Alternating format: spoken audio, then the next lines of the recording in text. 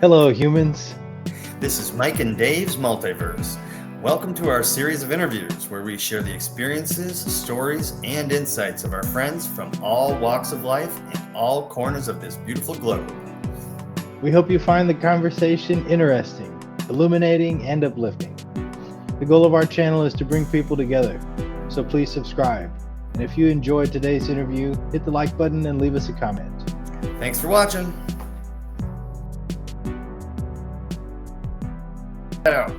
Hello, humans. Welcome to another episode of Humans of the Multiverse.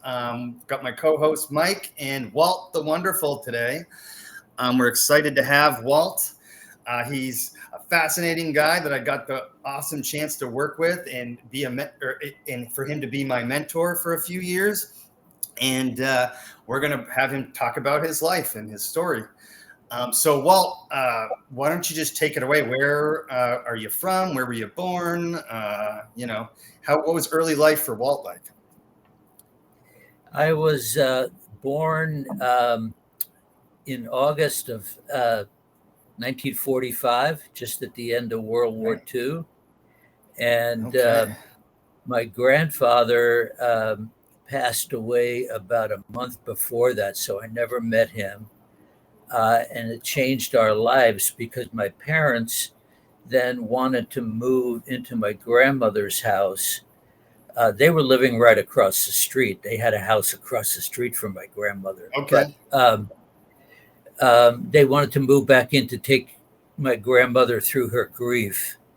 And as a result, I ended up in my grandmother's bedroom in my crib. And it forged a relationship with her that was very profound. I loved her very much, of course, but I was her in the day, her quasi chauffeur.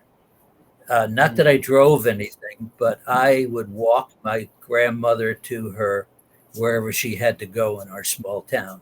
That's what people did back then. What was her name? Her name was Mary Dackerman. Okay, Mary Dackerman. Wonderful. So her son, I was named after her son, even though my father's name was Walter. My grandmother wanted me to be named after my uncle, Walter, which was her son. My mother's brother. And the reason for that was that he, quote, was missing at war. And that was World War II, and he was in the Navy. So I later, when I was getting ready to go into the military, I went to visit my uncle to talk about, any tips that he had for me in being a new recruit and going into the Army, et cetera. And, he said two things. There's only two things I can tell you. And that is never volunteer for anything under any circumstances, no matter how good it sounds. Never volunteer for that. And secondly, whenever you go into town, wear protection.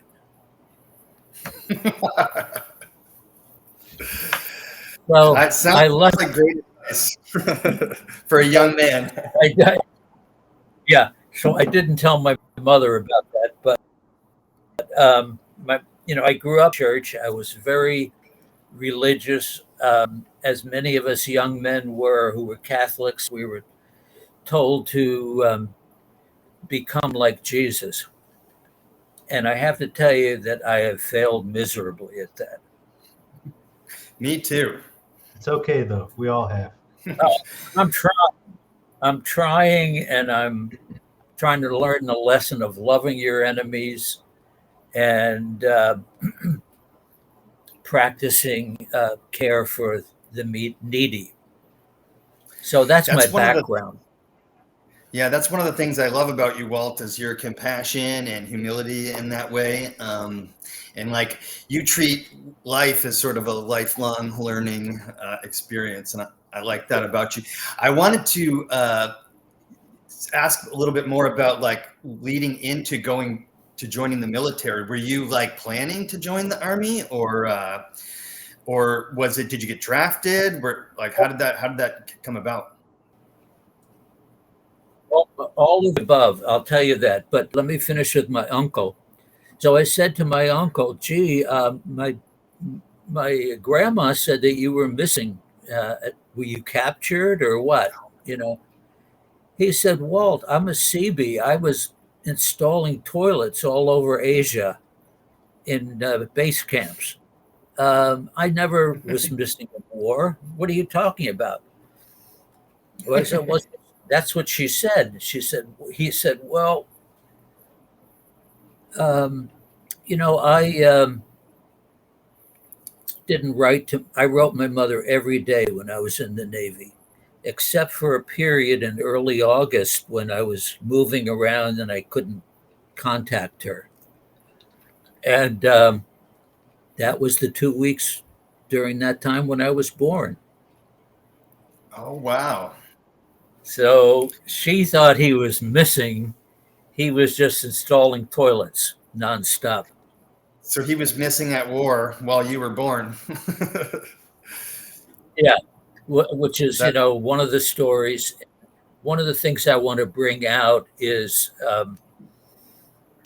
how many truths that I believed deeply and acted on, which I later found out to be lies. Yeah, I'd like to hear So anything like that. Same. that is kind of underlying my story, how my life has brought me to new understanding, including the multiverse, multi-universe. Yes, sir. Yes, sir. I was telling Okay. Walt about the multiverse a couple weeks ago when I gave him a call on Veterans Day. We were kind of chit-chatting, and I was telling him about the podcast. That's great. So all of the above. We're trying to learn more too, and we're trying to identify and peel away those things that we thought were true that are actually false. So we appreciate you coming on and sharing that with us.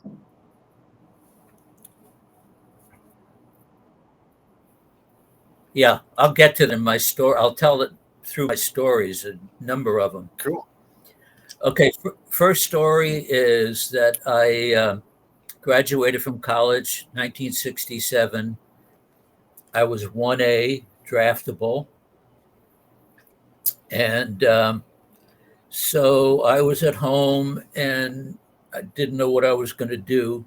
And like I was starting to say before, I'm from New Jersey, and people in New Jersey often either have some connection to the underworld, La Cosa Nostra, or knew somebody that was. And my dad knew a few guys that were connected. And my dad told me, "Don't worry, Walt, I'm going to get you in the National Guard. You're never going to have to serve in the military." So I thought, whoa, I got that going for me. So I just continued on in life. And next thing you know, I get a call from the Army recruiter. And as it turns out, my dad never talked to his contacts, never lifted a finger to try to get me out of the military. And I'll tell you why later. So I get with this recruiter and he says, "Listen, man, you're a college graduate. You got a degree.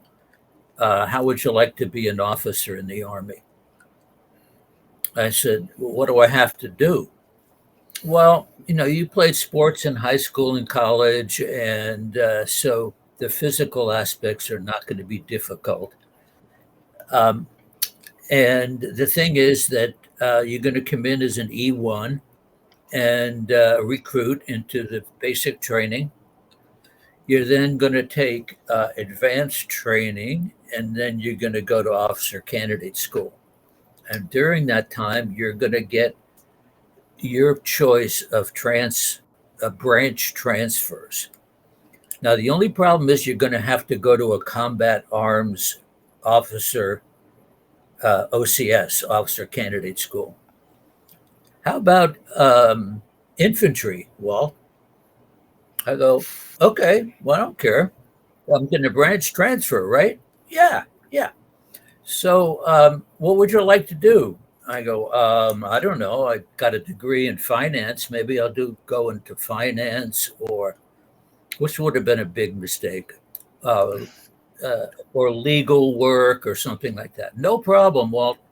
I can't tell you that you're going to get your first choice, but you're going to get one of the first three that you choose. So I told him what I wanted to do, and it was all new to me. My dad never served in the military. None of us knew what the hell was going on. None of my friends' fathers were in the military.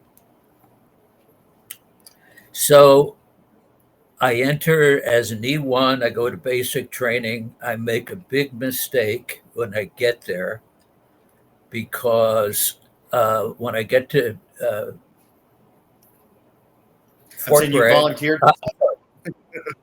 Fort Dix, yeah. So I had, volunteered for a 3-year hitch, which meant that I was going to do a year in training and then a year in combat.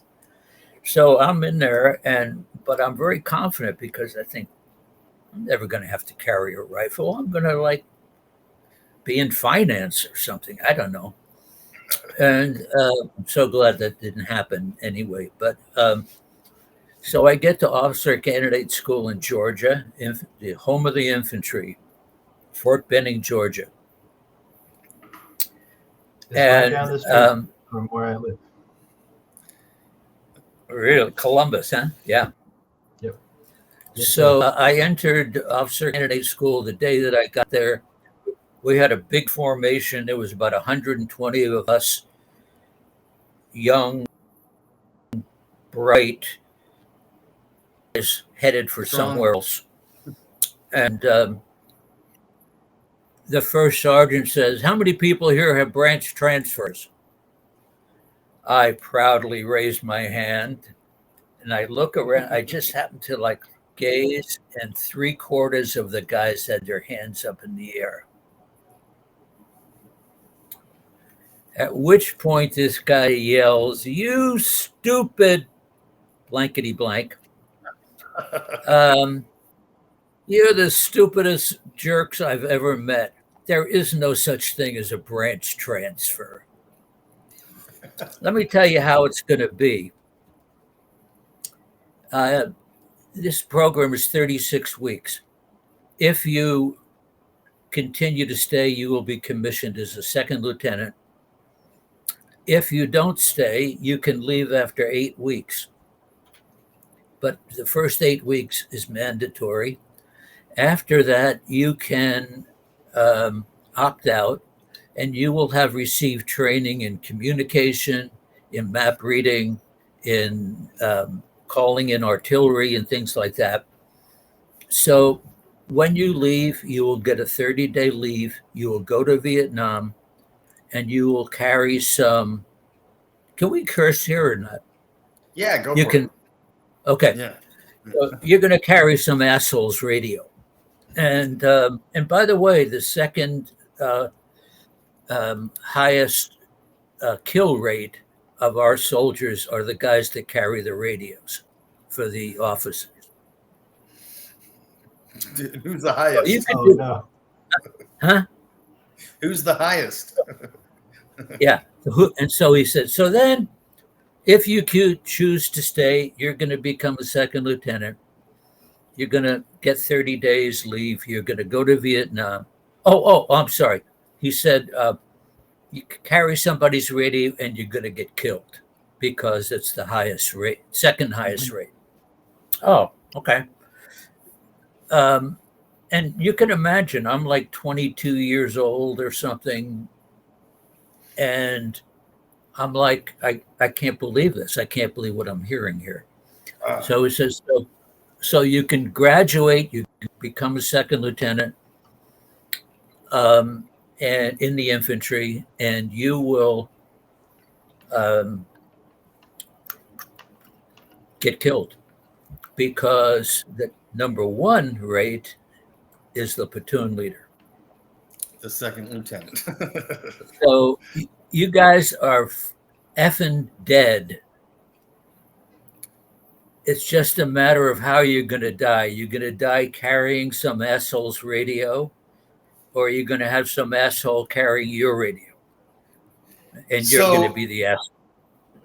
Can I ask, like, what were you thinking and feeling in that moment? like this is bullshit or what?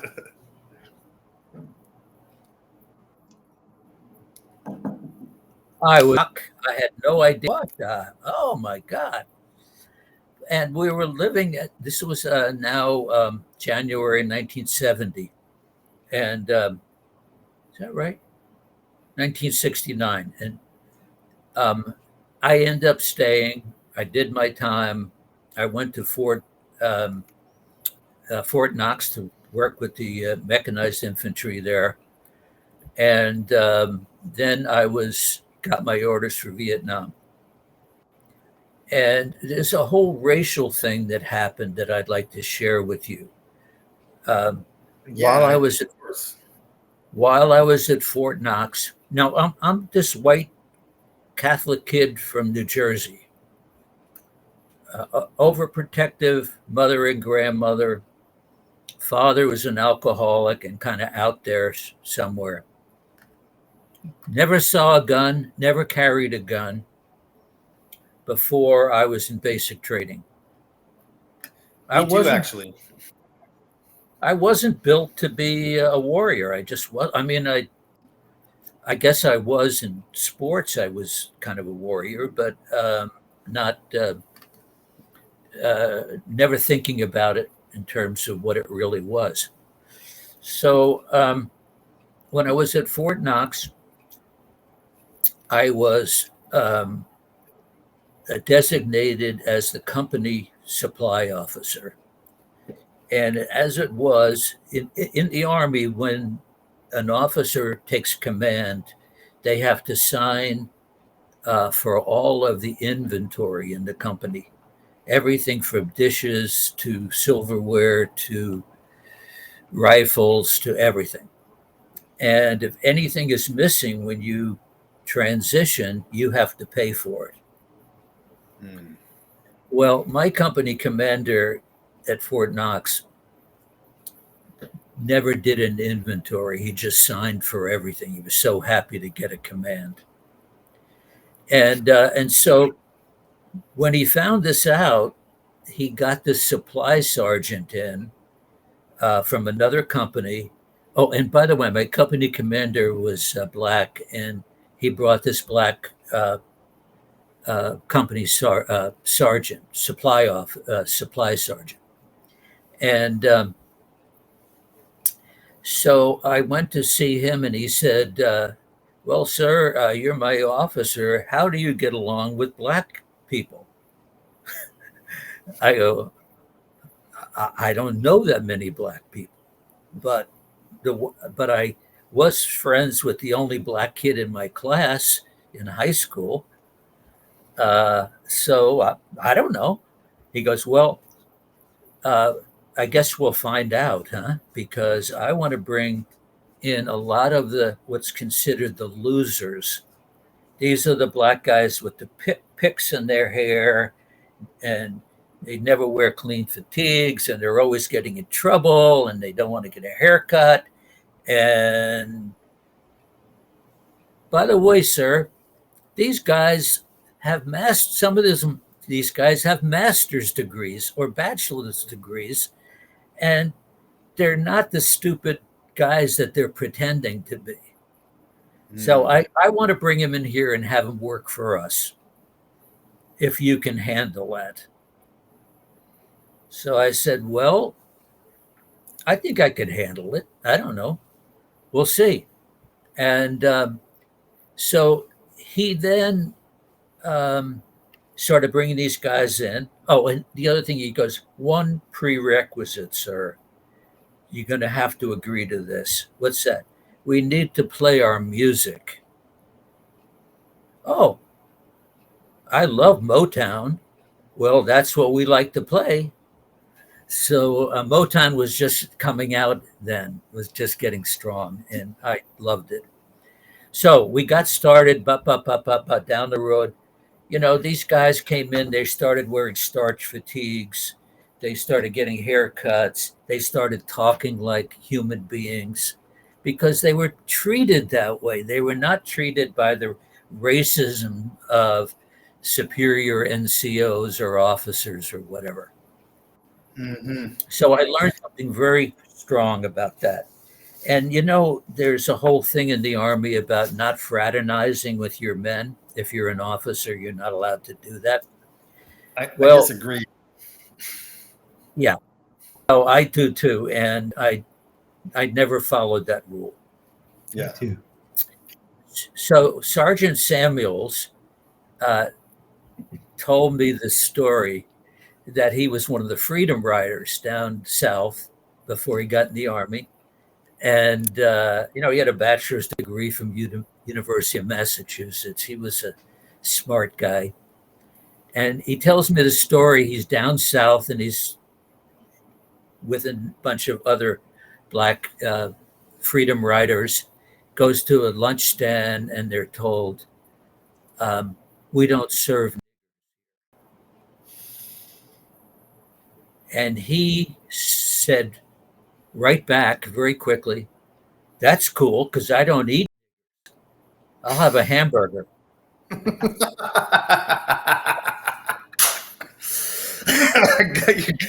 That caught me right off guard. So that's Sergeant Samuels. So I get, and by the way, all these black guys that I was telling you about, they were incredible, and they're all guys just back from Vietnam, just back from combat. Wow. And so then Samuels comes to me when he heard that I got orders for Vietnam, and he said, "LT, the boys and I, we want to ask you something. We're all really concerned, having been in Vietnam, that you're going to enter into a hell you have no idea about. And the boys would like to invite you to my house this Sunday for a going away party where we can hang out and talk." So I said, "Yeah, great." And he told me where he lived, and this was in Louisville, and in a black neighborhood. So I was very happy. I called my girlfriend at the time, and I said, "Look, I want to go to a party at Sergeant Sam." "Oh no, I could never go there." "Why is that?" "Well, that's where all the black people live." "Yeah, so no, I'd never go there." So that was the first nail in the coffin between she and me, because Mm. I couldn't handle it. Anyway, I went, and all the stories, my grandmother, who was a wonderful person but very racist, she had a third grade education in Italy where she was from, and that was it school wise. And she told me to watch out for the Jews and watch out for the black people because they're always out to get your money. Mm. And black people were no good because they were uneducated. They were all screwing, the guys were all screwing around with other women, drinking, gambling. That was who they were to her. So I go to this party, and I don't see 1/10 of 1% of that there. These are family people. There's kids running around. The only thing that was as predicted was that we had fried chicken and watermelon. And you know what? So I've been to parties.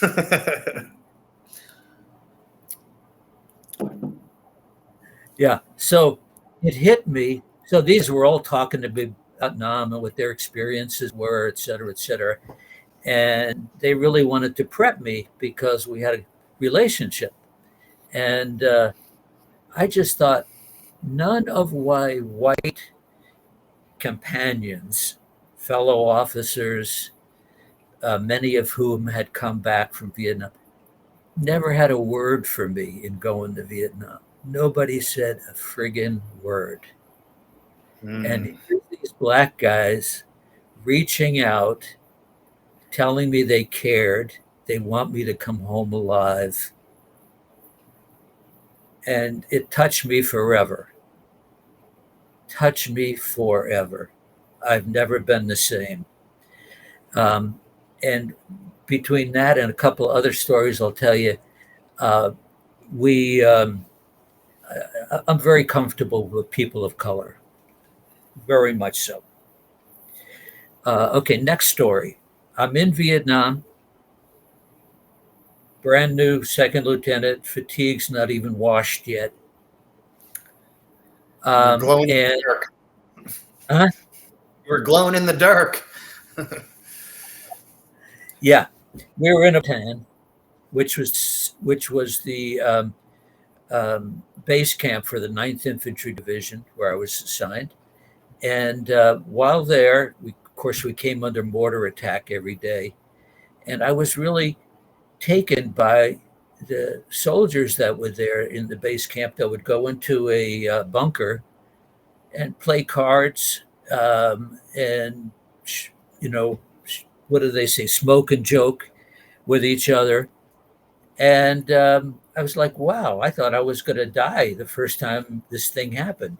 This sergeant predicted it. So anyway, I get assigned. My first assignment is as the battalion motor officer, which is ironic because I don't know a damn thing about automobiles or anything else like that.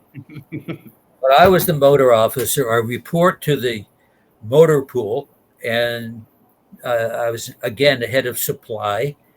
And this guy tells me, sir, we're so happy to have you. Here's your hooch where you're going to live. We've got a refrigerator in there. It's filled with beer. What kind of cigarette? You smoke? Yeah.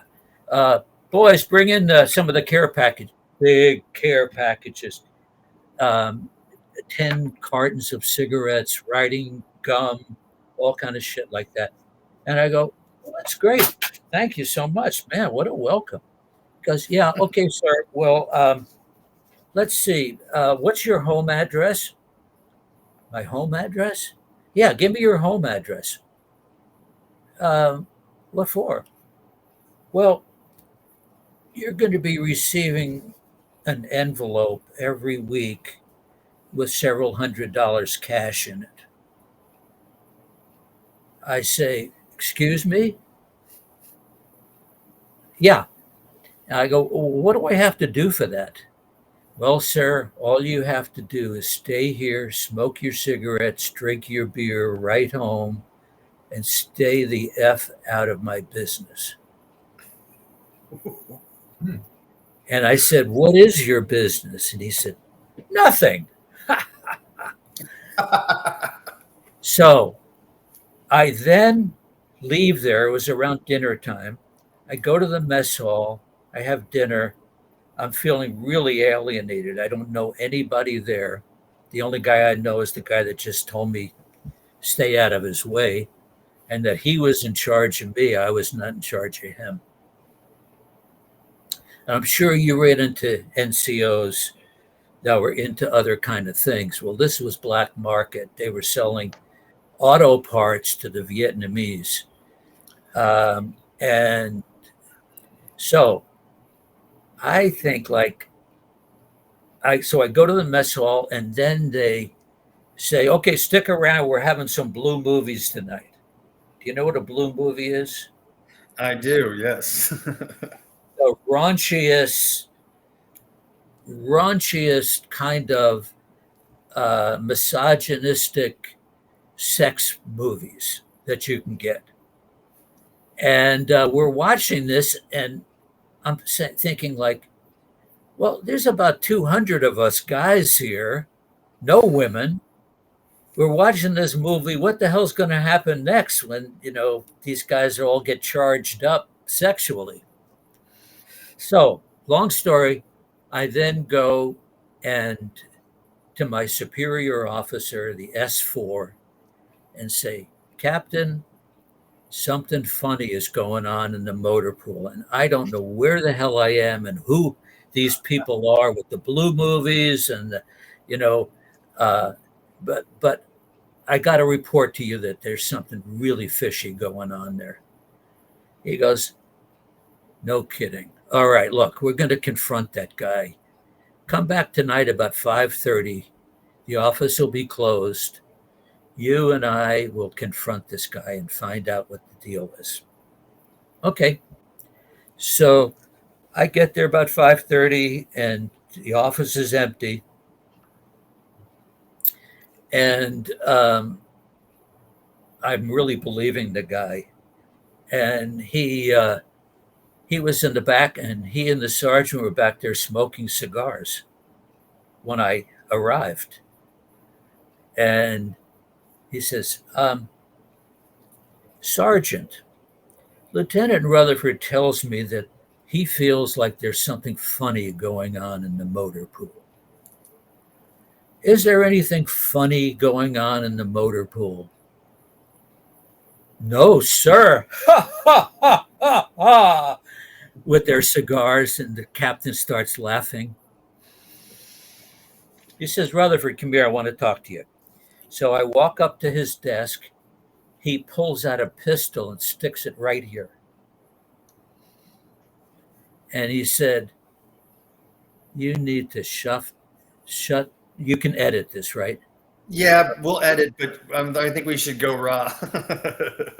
You need to shut the fuck up, Rutherford, and go drink your beer, as the sergeant says. Wow. Otherwise, I am personally going to take you out.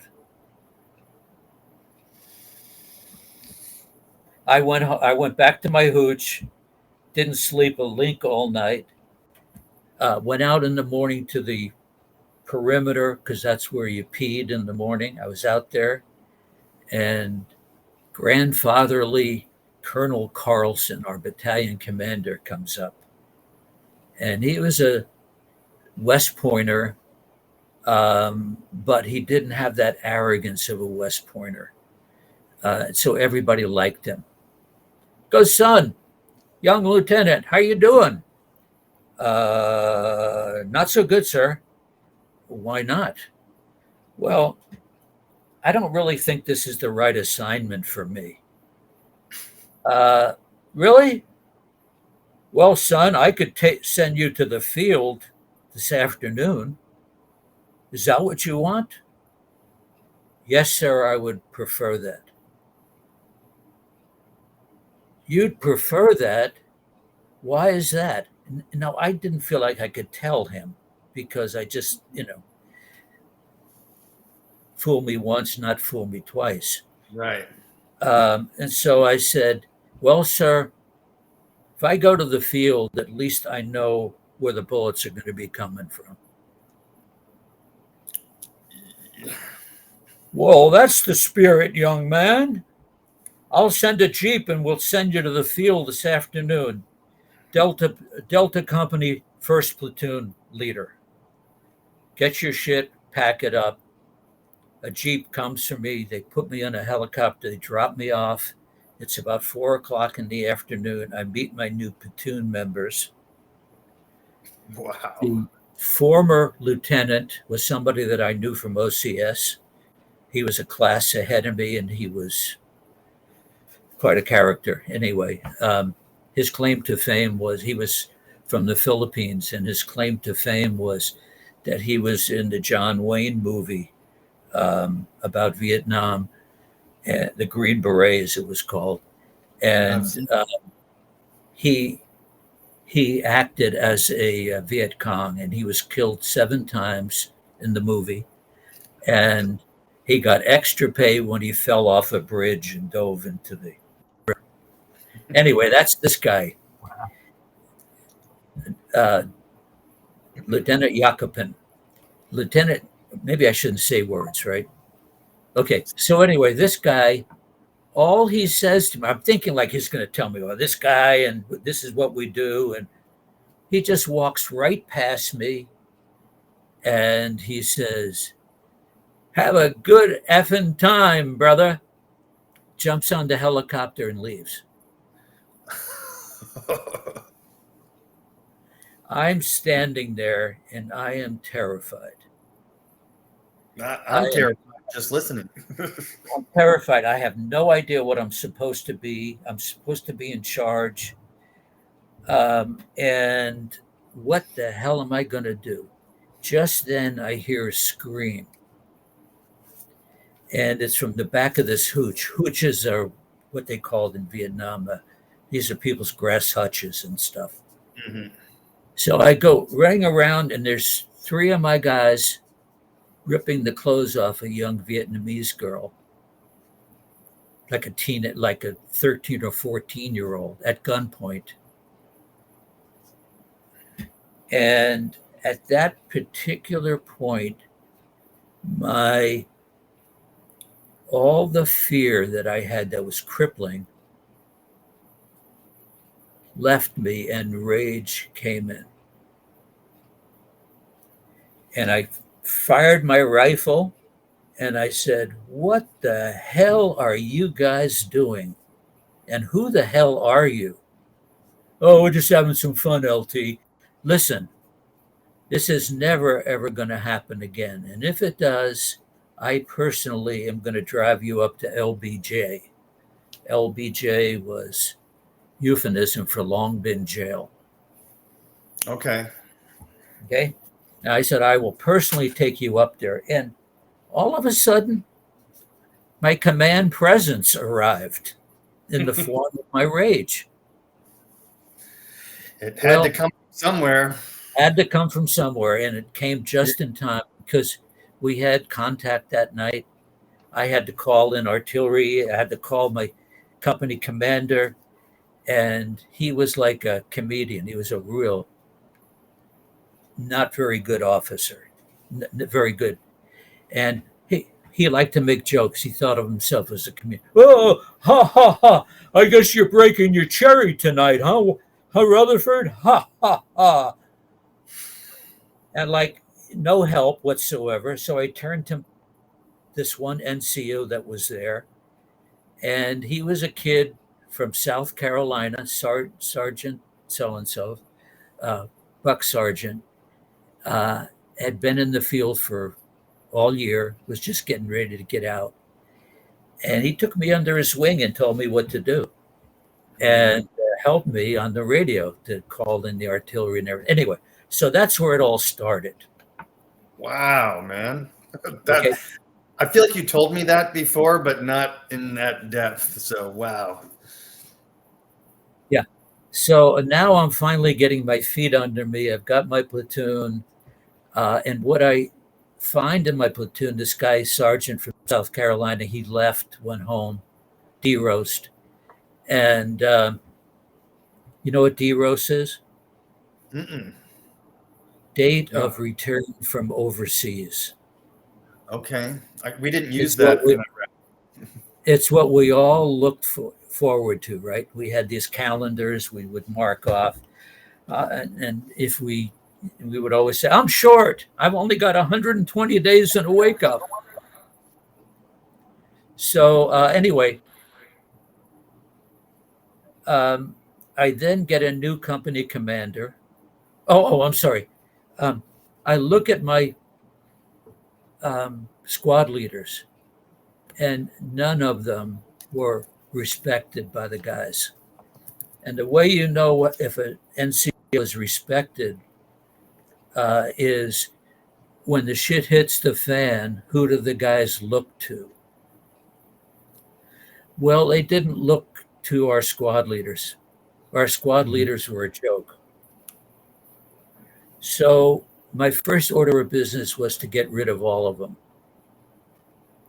And I promoted the guys in each of the squads that people looked to, that people respected. And that was the best thing I probably did all year, was because I got guys as my squad leaders that respected me and respected what I wanted to do, but also knew a lot about combat than I did and were trusted by the platoon. So when that happened, then people really started trusting me. And I had requests from other companies and other platoons to join my platoon. And our platoon became well known. Our company got a new commander who was very aggressive in the field and got us aggressive. There I am. Is that you, Walt? Which one is me. you? The one without the hat. That's Ah, not big and strong. I just found that online, so I didn't mean to interrupt you, but I just had to have a visual of no, it's great. That's what great. a handsome fella. Sorry, continue So your story, my friend. Okay, so my company commander was a guy who was super gung-ho and super aggressive in the field. And he told us, and we told us that each other, that we shouldn't have stayed positions at night. Typically, we would go find ambush positions, stay in them all night. And Captain Keaton was all into, no, let's move at night. Let's go in and out of the villages. Let's go in and out of the hooches if we think there's some activity in there. And let's find the guys that are hanging out in here, because we not only were fighting against the North Vietnamese, but we were fighting against the Viet Cong. And so the Viet Cong would go home and visit their folks and stuff like that, and we would catch them in their homes. Anyway, we had a lot of kills. In fact, 1 month we got a R&R in a town of Vung Tau, which was on the ocean, because we had the most kills in the brigade. So we were doing pretty well. There was Captain Keaton calls me into his office, and he said, "Rutherford, I need you to do something for me." "What's that, sir?"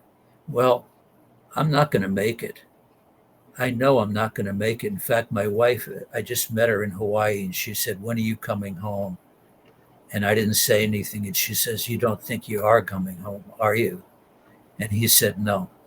So he said, 'Rutherford, I want you to take what's in my footlocker here, and I want you to cleanse it, because I've had a number of Vietnamese girlfriends here, and I don't want any trace of that when I'm killed to go home. And I have this AK-47, which is a captured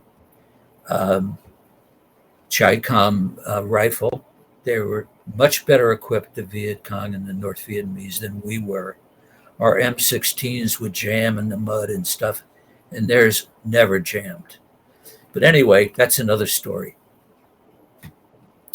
So when Keaton, and then a little while later, Keaton was killed. A Tiger Scout, which were the Vietnamese Hoi Chans, they call them. They are enemy soldiers that surrender and then go to work for the Army, U.S. Army and Marines, as what they called them Tiger Scouts, which were scouts. Basically, they helped with the language and the land and etc., where we were, and that kind of stuff. So, but the guy that was walking in front of him was a Tiger Scout, and he tripped a booby trap, and Keaton was killed. And I received that just as we were going back to base camp. It was a shocker. It broke my heart. He was someone I was he was a mentor for me about being a good soldier. And So I go back, I cleanse his foot locker, I grab the AK-47. I had told him, look, I'm not going to bring an AK-47 back to the States to your son because I've had a change of mind around the military. I don't really think we're doing what we say we're doing here. So I started to have some suspicions. Okay, now the next lie I was told was that Vietnamese people, the Viet Cong and the North Vietnamese could care less if you killed them. They didn't mind because they're Buddhist and they believed in reincarnation. So if you killed one of these beings, they wouldn't even say humans, one of these beings, then their family is going to rejoice. They're going to say, well, he's going to be born in a new life and it's going to be wonderful. So as the officer, we hit a base camp of the NVA, a small one. They were tax collectors. And we had killed a bunch of them. And because I was the officer, I had to collect all the personal stuff of these guys we killed.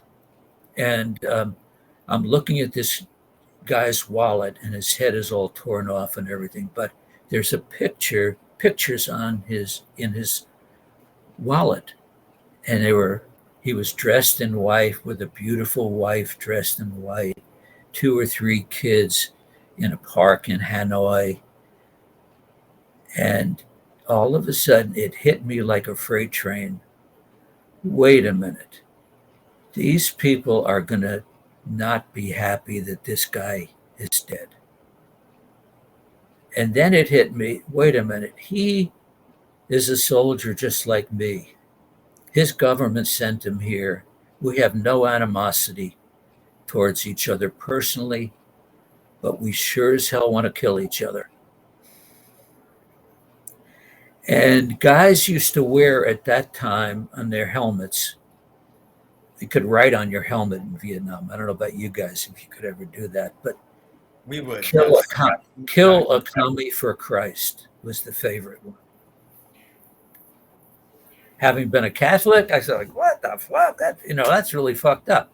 But it was this, it was the sentiment of what was going on there. So next story goes, Keaton is killed. They make me the executive officer of the company. And I'm there. And by the way, so they make me executive officer. It's a cush job because you're back in base camp. You get out of the field and you're in charge of resupply and all kind of communications, etc. So I'm thinking, this is great. About a month later, I get a phone call or a transmission from the battalion commander who was in another location up near the Cambodian border. And he says, I want you to come up here and talk to me. I did. And he tells me, I want you to replace Lieutenant Kelly. And Dan Kelly was a platoon leader. He was a great platoon leader. He was in Charlie Company. And by the way, how much more time do we have? We're good. Okay. Yeah. You can go as long or as short as you wish. So, okay. So Kelly had told our inept battalion, not commander, the second in charge, Major, his last name I won't tell you, and who was a real jerk. And Kelly, who was just got out of the field also, and because we were platoon leaders at about the same time we got there and left the field at the same time. And he said, Kelly's got to go. I'm firing him and I'm bringing you in as my replacement. And I said, Colonel, see, I still wasn't getting it, this whole military hierarchy. So I said, Colonel, thank you, but no thanks. I really don't want to I want to stay with my company. He goes, son, this is not a request. This is a command. Go get your shit, get your ass up here. And you got 3 days. So I lost my vacation to the rear. How long was the vacation to the rear that time? Just a month or what? No, to the company, yeah. But then I got brought up to the battalion level assistant operations officer. So I was in charge for about 16 hours a day of all the communication for the battalion. Now, of course, as usual, as an officer, I didn't do all the work. I had RTOs, radio telephone operators, about 6 of them that would be on the horn all the time. And they would be keeping commo with all of the field units, all of the support units. If somebody needed a medevac or somebody needed artillery or somebody needed to get the Navy involved with some of their big ships, we were responsible for that. So I'm there. Kelly is, and by the way, Kelly always in the field used to mock me by calling me Walter Wonderful. That's why you're Walter Wonderful today. Yeah, because of Dan Kelly. And Walter Wonderful, because I actually was pretty good. I mean, at what I was doing. I mean, at one point, I got asked to come to the brigade and become the brigade ranger officer, recon officer, not ranger, recon officer. And it was me and 2 other guys, one of whom was a West Pointer. He ended up getting the job, not me, and I was very relieved. So anyhow, because people liked me and people in my platoon, we had a really close-knit, good platoon. He called me Walter Wonderful. Oh, you're always wonderful, man, So I was until one of my troops who I ended up promoting him from Spec 4 to Buck Sergeant and then to Sergeant E6, and I made him our platoon sergeant. It was a guy from Kentucky. Gary, his name was. That's not his first name. Mm-hmm. And he was really, really sharp. And he, like the other guy, that 18-year-olds that from South Carolina, took me under his wing as well. And we were a good combo. So I have my new squad leaders. We're in the base camp. We're supposed to have a day off, stand down, because I was in the Delta, so our feet were always in muddy water. It was raining. Mosquitoes were as big as birds. It was not a great location to fight in or be in. And of course, when we would go, they would drop us either by helicopter or Navy boat or some other kind of vehicle. And then we would have to hump all day. Search, I forget what it was called, search and something. My platoon always wanted me to endorse search and avoid the enemy. Yeah, I can imagine. They all wanted to go home. They all wanted to go home. And I wanted them all to come home. But okay, here's one of the major stories. So that day, the night before, Sergeant, another guy, can I say his name because it's really important, and then you can take it out? I think so. Yeah, I think so. Yeah. Okay, Jim Bishop, his name was, And of course, he was very loyal because I had promoted him, and he was a good troop. He really was.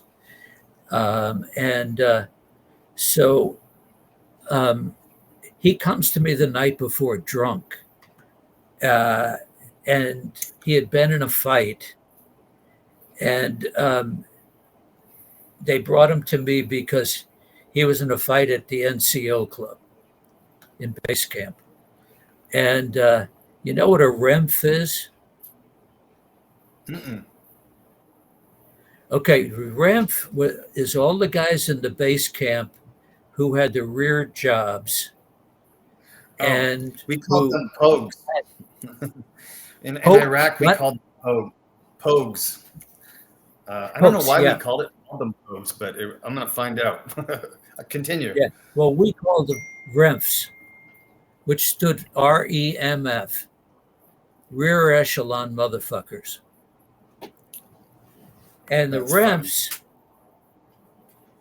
always, we'd come in from the field, we'd been out there 2 weeks, 3 weeks, and they would be first on line to harass my troops about needing a haircut or why weren't their boots polished and why were they wearing shower shoes to dry out their feet. And so they were kind of hated, right? So Bishop had gotten into a fight with them, and I'm sure it was over alcohol. And so he said, LT, we're the ones that are going to die, not them. And I go, Bishop, you're drunk. Go to bed. He goes, you're not going to die. He goes, yeah, I'm probably going to die tomorrow. I say, Bishop, we're not even going to the field tomorrow. So unless you're going to drink too much and kill yourself, you're not going to die tomorrow. Well, we go to bed that night, wake up in the morning, urgent call, the recon platoon, brigade recon platoon, found a North Vietnamese little base camp in our area, and they called my company in. And we sat there most of the day as they did everything possible, dropping all kind of artillery, Navy bombs, of planes, unbelievable. And then we had to go in and check it out. Okay, so we go in, and as we usually did, if we found any food in those kind of places, we would destroy it. So I had a bag of rice, and I had my K-bar knife, and I was ripping it like that. And I happened to look over, and there was a rifle right in my face. An AK was right in my face, just out of reach of my hand. So the AK was there coming out of a bunker. Some guy was in a bunker. And just as he squeezed off the triggers, because I was in waist deep in mud, I couldn't move. I was dead to rights. And as he unloaded, one of my squad leaders, not Bishop, but another one, grabbed the rifle. And so it went right over my head. And you probably had bullets come that close to you. And if you do, you would know that there was like a snap. When you hear a snap going by, you know a bullet was coming your way and missed you. So, and then Paul was trying to pull the rifle out. The guy pulled the rifle back in.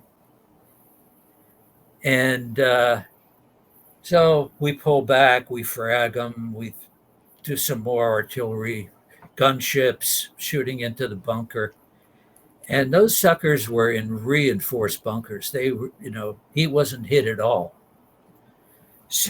So we had pulled back. Here I am, the first lieutenant now, with my CIB on, and you have a CIB, right?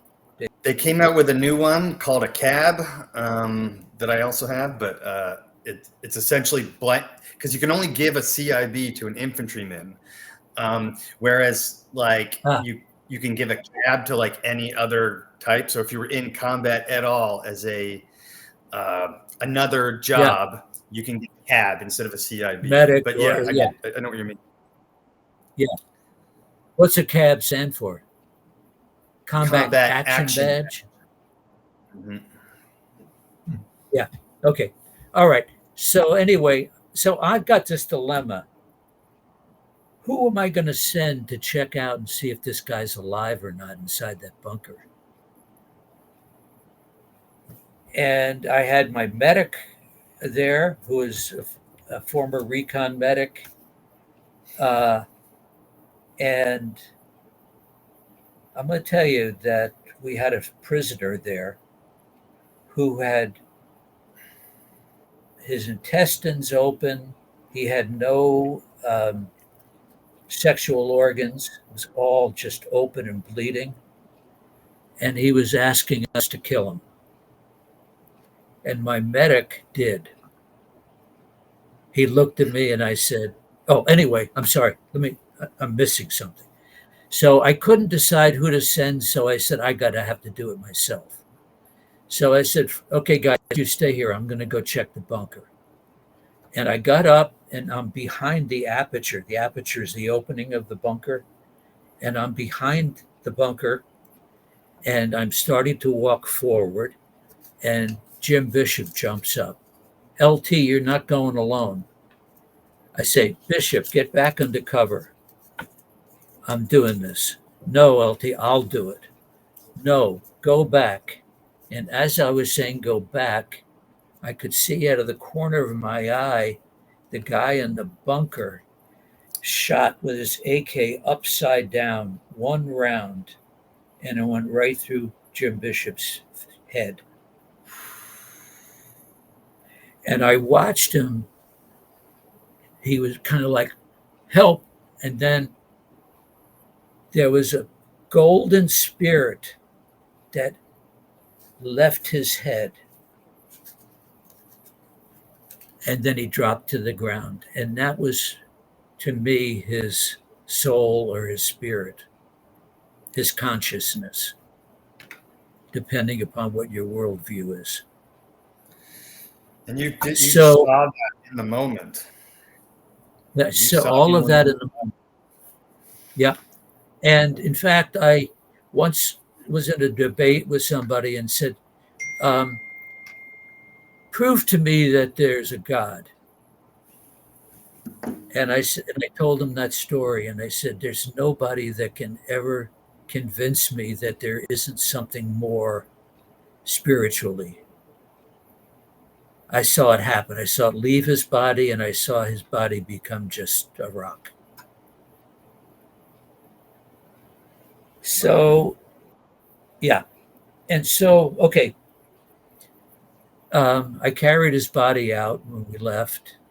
And when I got out there, my company commander, Keaton, had captured a bunch of guys, and they were sitting there tied up, and they all started laughing at the fact that I was carrying this dead guy. So I totally lost it, went over and started wailing on this guy, beating him.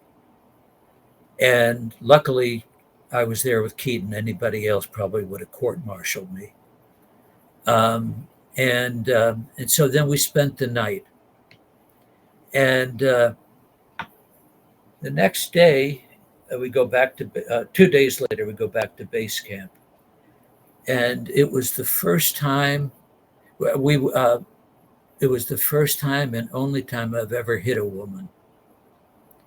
I went into the village and we asked this lady through the interpreter, these North Vietnamese, where are they and how many and where would, oh, I don't know anything. And so I slapped her. I can't believe, even to this day, I feel sorrow about that. She didn't deserve it. She was just doing what she felt would keep her family safe. So that's the best of me and the worst of me, I think, which is Yeah. what I want to say about the military. For any of us in the military, we get to know the best and worst of human behaviors. Yeah, and I think you did a really good job with those stories, kind of showing that. Very much, I relate and identify with a lot of those stories. But this is about you, not me. But just to say, the best and the worst of ourselves, right? So after that, like, how did you become? What I know when I met you 10 years ago to be one of the most compassionate and like wonderful, the wonderful people I know. How do you go from that horror, to you now? Well, one more story. Yeah, for sure. Okay, so I'm up there with the colonel up on by the Cambodian border. An MP comes to me and says, "Sir, there's a Vietnamese national at the gate, wants to see you, asks for you by name." And I'm thinking, like, what? So I go out to the base camp. Oh, yeah. So I go out to the um, front gate, and it's this gal I used to play dominoes with at the officers' club. And she had taken a bus from Saigon on out to see me and to warn me. She said, tomorrow you guys are going to invade Cambodia. I go, what? So I took her to the mess hall, got her a cup of coffee, and reassured her that, listen, if we were going to Cambodia tomorrow, I would know, and I don't. I've never heard a thing about it. It's not going to happen. By the way, how did you hear this? Well, everybody in Saigon is saying it. It's common knowledge about much of the people. So I go, no, it's totally bogus. The next hour, I get called to the office with a secret meeting. Tomorrow you can't tell anybody, not even the guys that work for you. And, oh, wow, okay, geez. Sir, this is not a surprise attack. People in Saigon all know about it. This gal just came and was worried about us. Buku NVA, don't go there. And he said, you're full of shit, Rutherford. Okay, let's go on. And so they dropped us off in Cambodia. My RTOs, they dropped off. We were on the first sortie in. And as we're now RIMPs. We had just had our rifles and, maybe a couple of bandoliers or something. And out of the woods comes these Vietnamese guys with a North Vietnamese flag, waving it, laughing and joking. And I just thought, oh, I'm about to become a POW. Well, it turns out, no. And they had dropped us off and they gave us none of the frequencies that were going to be used that day. So we had nowhere to communicate with anybody. Well, it turns out that they were ARVN, they were our guys, and they had captured a flag and they were fucking with us, basically. And anyhow, that's marked one of the bloodiest times for me. My platoon, that picture, bring that picture up again. Yeah, no problem. New battalion commander now. I mean, new company commander. This guy with the shirt was a good old boy from Georgia. He was a second lieutenant, and he was not my replacement, but he came in right after me into a different platoon. The guy to his left is Captain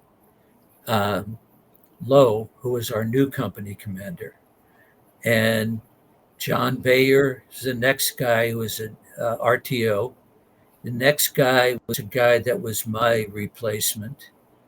I'm sorry, he was another RTO. And then the next guy was my replacement there, who was a butter bar.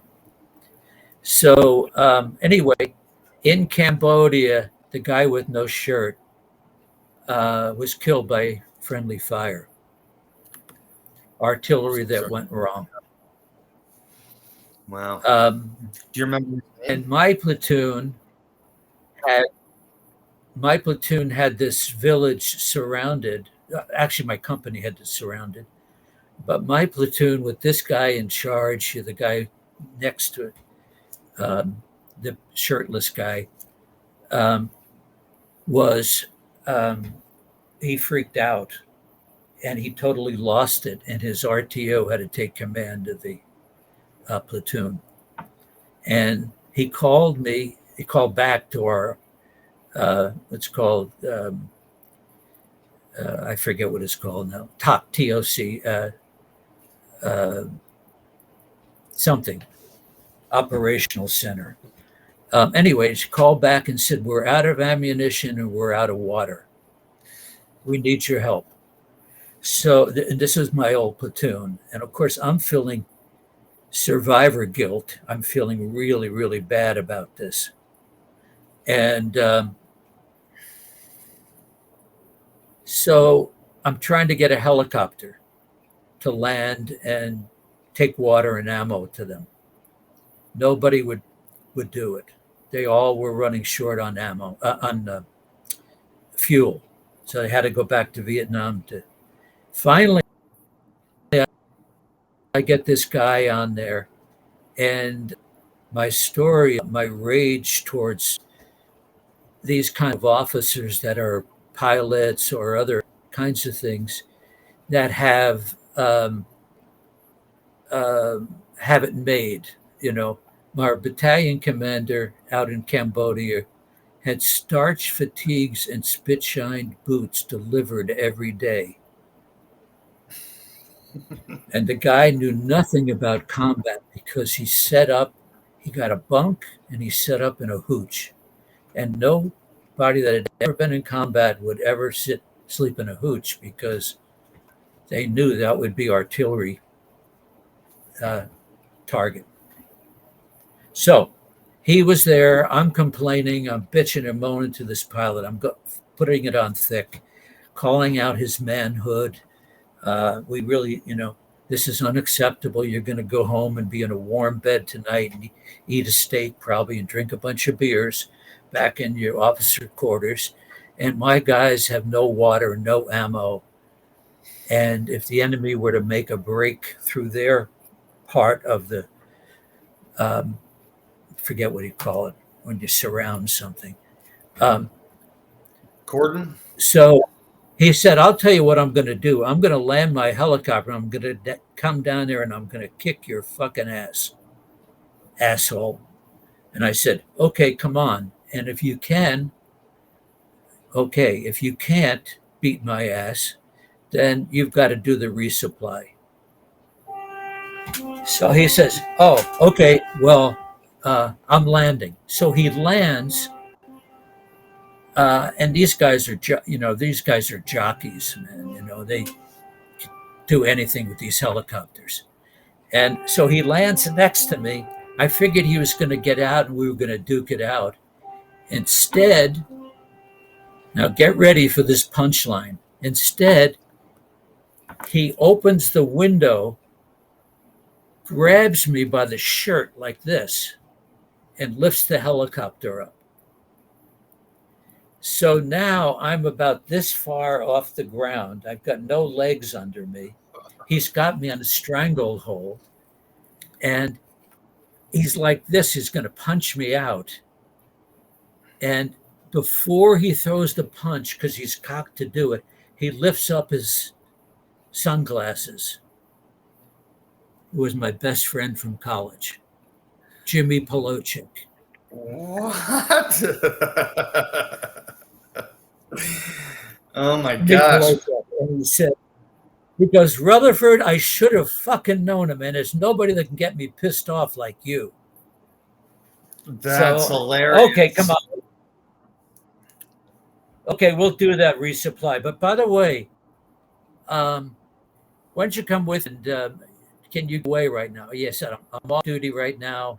I'll come with you. So we throw the blister bags in, we throw the ammo in, we land, drop off the stuff, my platoon. I get to see my guys and wave, and they're happy to see the water and the ammo. And we did the resupply, and we came under intense fire. And now the North Vietnamese had green tracers, and we had red tracers. So our gunners were firing back at them, and you can see the rounds coming, hitting our helicopter, etc. And I'm standing in the doorway open and just getting rid of the shit as fast as possible. And then all of a sudden it hit me. Polochek starts to take off, and it hits me. Why do they have green tracers and we have red tracers? Who the fuck figured that out?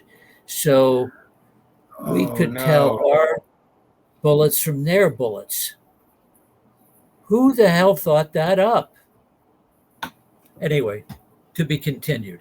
So we're in the helicopter. I've got one of these things on. It's got blaring acid rock music, because that's what those guys listened to when they went into these hot LZs. And he goes, hey, Walt, when was the last time you had ice cream? I said, ice cream? Yeah. Oh, about 9 months ago when I first got here, when I was back we called it the world, US. When I was back in the world, I had ice cream. Okay. So we land the helicopter in Cu Chi, and there's this little Vietnamese girl out there, those hats they had that you've seen them in pictures. Mm-hmm. And she had come from the officers club, and she was standing there with 2 ice cream cones. So we land, and as we're refueling, I'm eating an ice cream cone with Jimmy Polochek. Wow. Unfucking believable. Yeah. So that's the insanity of war right there. And millions of people can tell millions of stories about that kind of thing. But yeah, that turned me on to kind of the metaphysical view of life in a way. First the death, seeing the person die, and that turned me into that. So I go back to, after Cambodia, I go back to our base camp, and I went in the barbershop to get a haircut. I'm the only officer in there, and I'm the only white guy in there. And there's like 8 black guys in there, so waiting for their haircuts. And I don't know why I said this or whatever. It just I was just sitting there waiting for my haircut, and I scream, fellas, we cannot trust the government. When I was out there in Cambodia, I heard President Nixon on the radio saying there were no U.S. troops in Cambodia and Laos. And we have a mass invasion of both countries. We cannot trust them. Well, these guys started cracking up laughing. I didn't expect that. And then this one guy goes, well, sir, with all due respect, you white guys are a little slow. What do you mean? Well, we knew you couldn't trust the government when we were 5. And what are you, in your 20s now? You just figured it out? So immediately upon return, I joined Vietnam Veterans Against the War. All right. Yep. So when I get back to base camp, I find my orders to return to the U.S. I'm really short now. I've got less than a week to go in country. And I get called to the colonel's office again to speak with him. And he goes, Rutherford, we're going to go back up into Cambodia, up the Vangquadong River on a flatbed barge. And we're going to have a couple of 105s mounted on there. And we're going to shoot the shit out of some of those assholes. And I want you to come with me. I said, Colonel, I'm short. Well, how many days do you have left? Oh, I'm less, I'm like a week and a half or so before I leave. Okay, well, you have time. Well, wait a minute. It's protocol here. Nobody goes to the field when you're that short. Nobody. Everybody gets to the last week or two to, get to base camp, get a haircut, drink some beer, whatever. Said, Rutherford, go back to your room, pack your shit, we're going. So, with all the lies and all of where I was headed, I said, Colonel, I am not going anywhere with you. First of all, you're a really bad leader. But secondly, I'm not going on any flatbed barge up a river to shoot the shit out of the North Vietnamese. So I go to my old company area, and there was a Mexican-American guy there who was really a very cool guy. We all loved him, named Sanchez. I go, Sanchez, you're the company commander's Jeep driver now, right? Yeah. Well, company commander isn't here. How about driving me up to the airport? I want to go home. What? Yeah, I want to go home. This is fucked up, man. I know it's fucked. Well, he was an infantry guy too. Got out of the field. And Sanchez knew, he was machine gunner. He knew. And, but not with my platoon. He's with one of the other platoons. Anyway, so he gets me, takes me up to the airport, and I had another platoon sergeant after Goodson left. I had another platoon sergeant, and he was an old guy. He was late 30s or something, and he had a punctured lung. And, he was airborne. Were you airborne, by the way? No. Mike, were you airborne? No. I was not enlisted. Sorry. Yeah. Okay. Well, he was airborne, and there's always that hassle between who's airborne and who's not in the Army. And so I had just come in from the field one day, and we've been out there for a week or two or something. I was full of mud and hungry, what do they say in A? Hungry, angry, lonely, and tired. I had all four of those go. And he looks at me and he says, oh, fuck. You're a leg lieutenant? That's what they called you if you weren't airborne qualified. Mm. And I don't know if I can serve under a leg. I say, who the fuck you are, man? But get the fuck out of here. I don't want to hear it from you and your airborne bullshit. Fuck you. He looked at me and he smiled and he said, young lieutenant, I think I could work with you. You got the right attitude. Okay, so fast forward. He went to the field with us and he got another punctured lung when he was in the field. So he got dusted off and we sent him up to the airport, the main depot station for people coming and going. So when Sanchez drove me up there, I said, drive me over to the airport. I want to find Sergeant, whatever his name was. And I did. And I said, look, I'm going to be here a couple of days.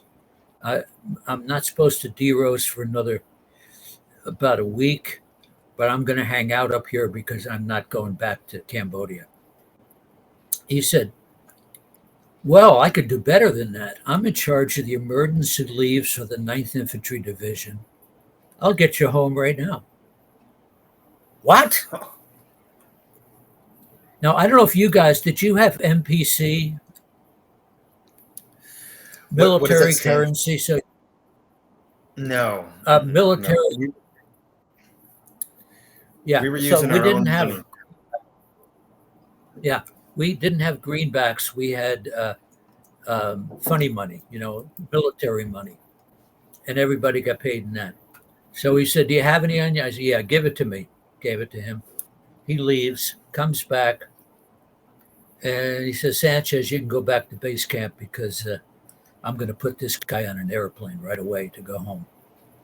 So he takes me out to the flight line and takes me to the plane. We go on the plane. They're cleaning it, and the stewardesses are on there.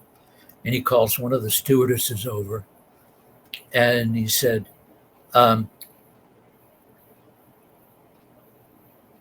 want you to take care of my lieutenant on the way home. And I better not find out that you didn't give him anything he wanted. And I mean anything. So I sat right down. They put me down next to the stewardess's place. I got like first class treatment all the way home. And he just says, here's my home phone number. Give my wife a call and tell her I'm okay. So I go home. All right. Now I'm back out. Then I get out of the Army. And I had a love in Fort Bragg, my last duty station, Fort Bragg. And I was really taken by a young woman who was a couple of years out of high school, so she was a little bit younger than me, not much, but a couple of years younger. And I definitely fell for her, and I wanted in her pants. Delete that part, will you? And so I said to her, we ought to get together sometime, and she said, I would, and I really like you. You're really a good guy, but I think you're too straight for me. Too straight? What do you mean? She said, well, have you ever taken acid? What? Acid? What are you talking about? Did you ever smoke any marijuana? I said, no. My company commander in Vietnam told me if anybody in my platoon smoked marijuana, I should kill him. Well, that's what I'm talking about. That's bullshit. And I was like, really? Yeah. Well, I'll tell you what. I'll come over Saturday night and I'll turn you on to some marijuana and we'll see what happens. So you're going to like this story. So she comes over, and I've got my masculine agenda going, but I really did find her very beautiful and nice and everything. And she was a Black woman. And so there were a lot of things I think we didn't really connect on culturally. But so we smoke, I get really ripped, and she takes me by the hand and she brings me out onto the patio, lays me down on a, what are those chairs you lay, like a lawn chair, if you're going to sunbathe. Yeah. Chase lounge. A chase lounge. She lays me down on a chase lounge, looks up, and she said, look at the universe and just contemplate yourself and our planet in the universe, because there's many universes out there. Ours is not the only one. So that's when I joined you as a cosmic brother. Yes. That's great. In the multiverse. Perfect. Okay. So then I'm home. I'm smoking dope. One of my friends came home. He was in a band in the Midwest, and his hair was long. My hair was getting longer and longer. And I kind of wanted to be a hippie because I thought hippies were having a lot of fun, free love, and good music, and all this other stuff. In fact, the day that I went to Vietnam was the day that Woodstock started. You know about Wow. Woodstock? Yeah. Oh, yeah. That's Yeah, I weird went there. timing. So, anyway, where was I? I'll tell you where the The hair was getting longer. hair was getting long, yeah. And Huh? your friend had long hair. Your hair was Oh getting yeah, longer. the cosmic. Yeah, because when you start trying to bring in what is out there, the universe, Native Americans call it Mother Earth and Father Sun. When you look out there, it's so immense, and you feel that you're this big, maybe. Yeah. And that's when I started getting off my high horse about being special, being Walter Wonderful. Mm. And I participated in a number of peace protests, in particular, a very large one in New York City. And I realized as I was coming into Central Park that there was all of us screaming and yelling against the war and yelling for peace. And I think we were the angriest guys in New York City. And I said, wait a minute, this thing is not going to do well. Anger is not going to get us an end to the war. So I'm at home, I'm smoking dope, I'm trying to, and my parents are worried about me, and my parents' friends are worried about me. And one of them says, we have this friend named Lenny, and he wants to meet you, and et cetera. He's a top Republican in this county. And I go, oh, really? Okay. Well, as a favor to my family friend, I said yes. And I went, and he said, I want to offer you a job. You're an officer in the Army, and I think you want to help other veterans. So I want you to have a job. And we have a program. We'd like you to be the coordinator for veterans employment here in Bergen County, New Jersey. So I do that, and I get in there, and it's all bullshit, of course. They say the governor wants to meet you.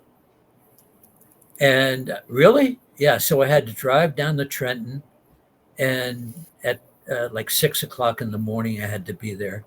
And we waited around, and I was in a room with a young black chick, an older guy, and a guy that just got out of prison.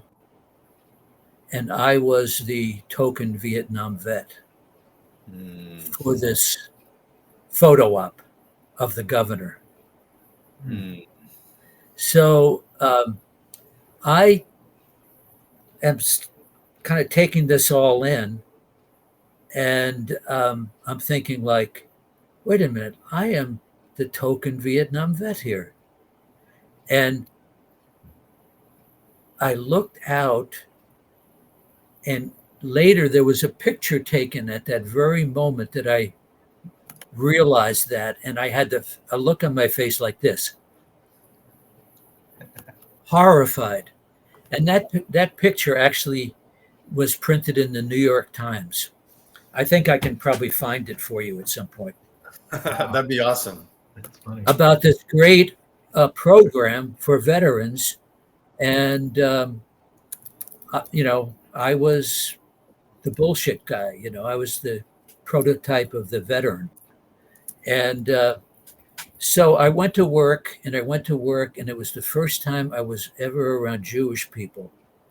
I worked out of the job service in Hackensack, New Jersey, and all of the people there were Jewish, men and women, all the workers. So I'm one of them really intrigued me. She was a counselor. Okay, and this is where compassion comes in. So this guy came in to see her, shaved head, wearing all black, carrying a stick with a skull on it. Really a sick looking guy. And he was banging around his stick and hitting people with it in the waiting room and being a real out of control guy. She comes out and she says, "Mr. So and so, I'm your counselor, Mrs. So and so." She was like a lady in her 50s, a middle class Jewish lady. And with that, I'm watching this from afar because I sense danger in this guy. And he grabs her right breast with his left hand. He grabs it and starts squeezing it. And I immediately was up out of my seat and I was going to take him down. And just as I reached him from behind and I was going to drag him to the ground, this lady says, "Stop! Walt, stop. When you reach my age, this is called," and she pointed down to her breast and him holding it, "this is called a fringe benefit of the job."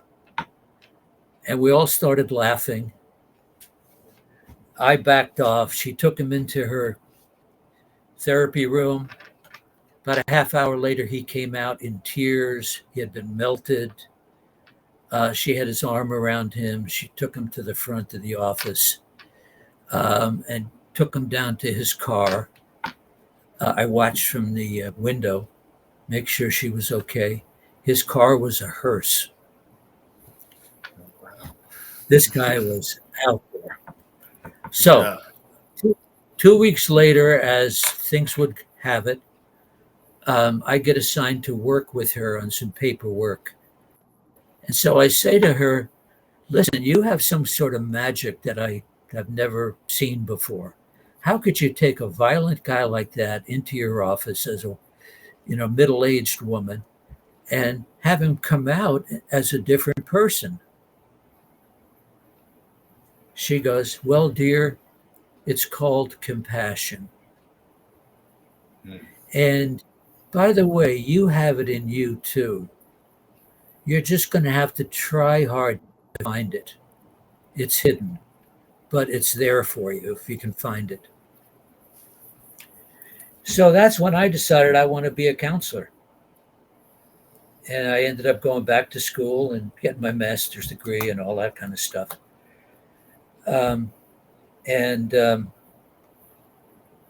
Then I was in Burlington, Vermont, where I'd moved to.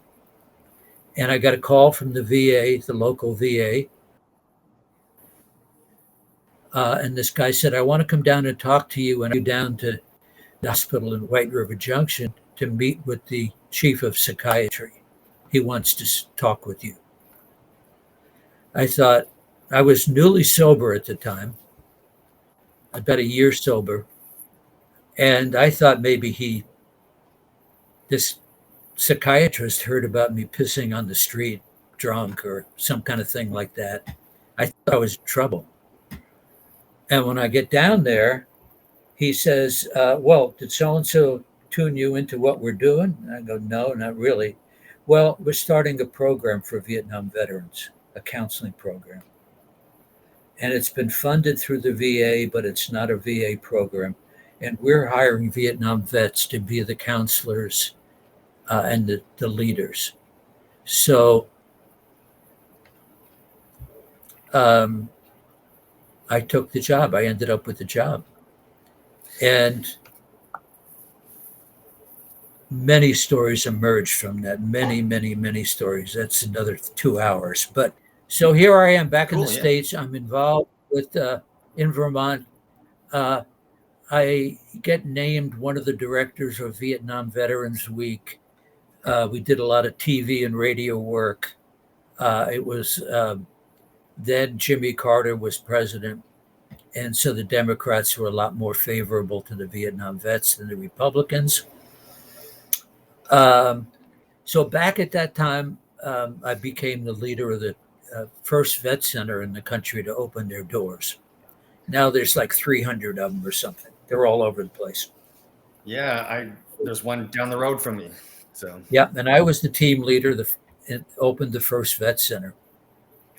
I got counseling at a vet center, so two different ones. so thank you.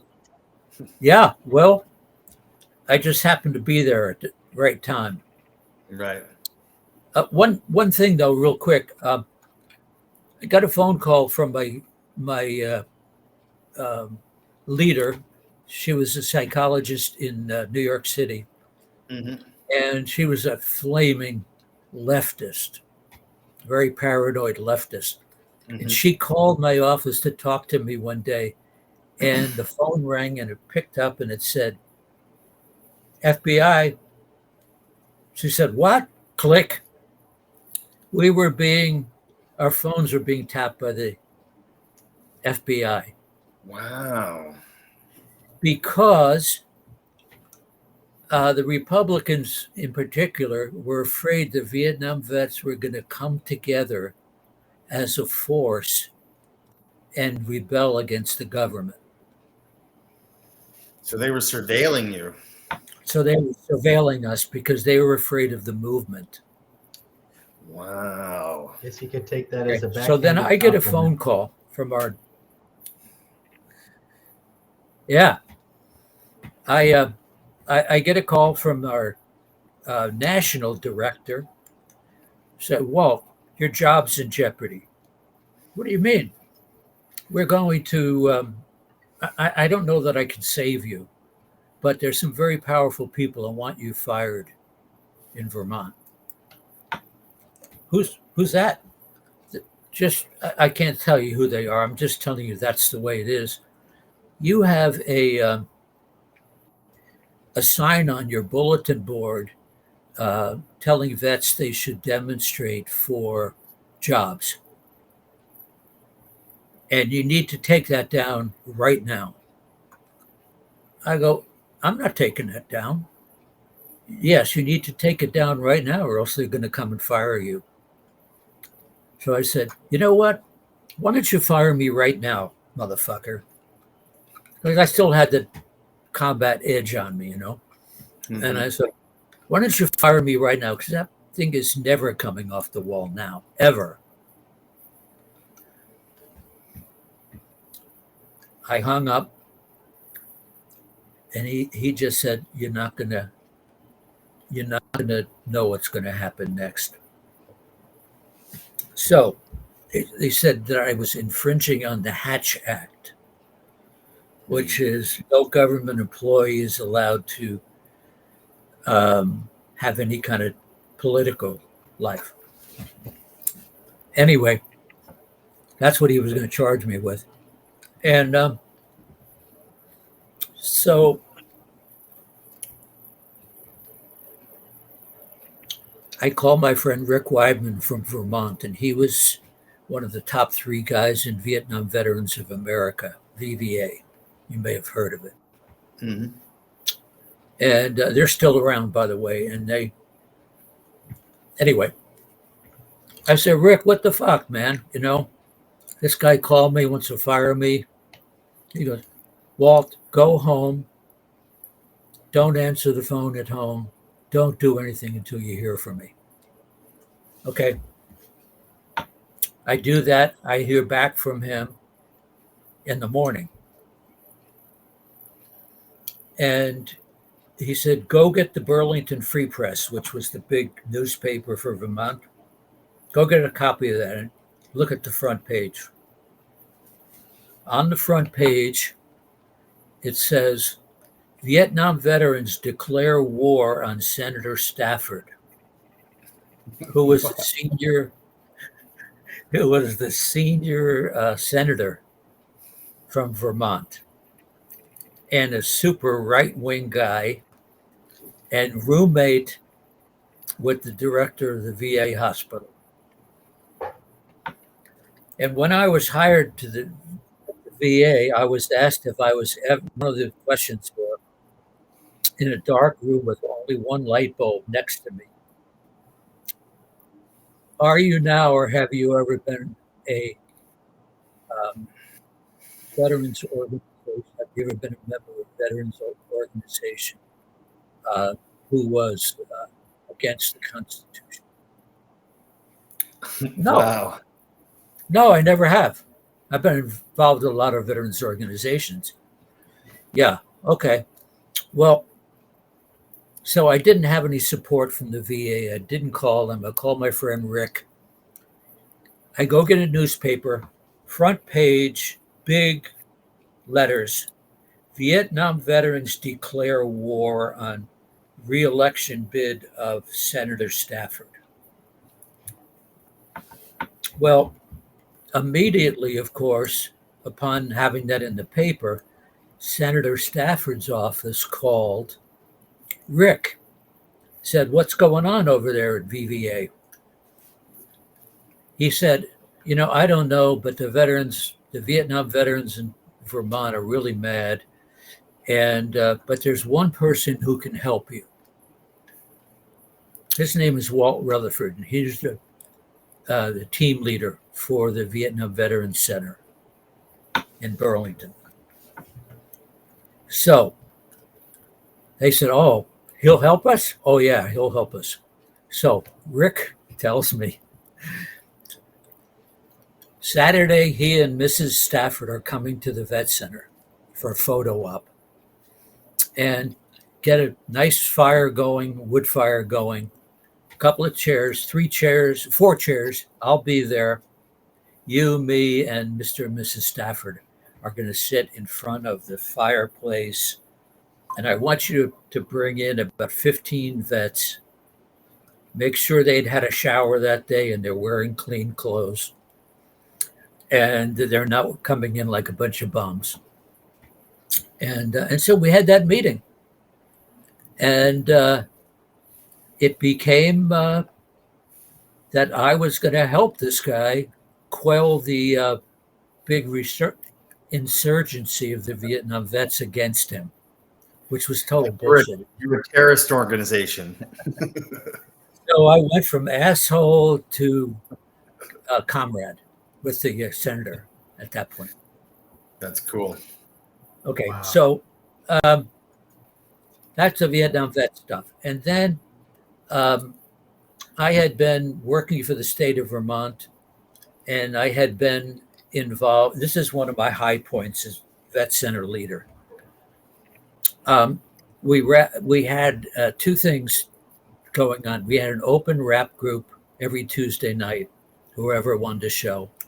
And I get a call from this lady saying that she wanted to come.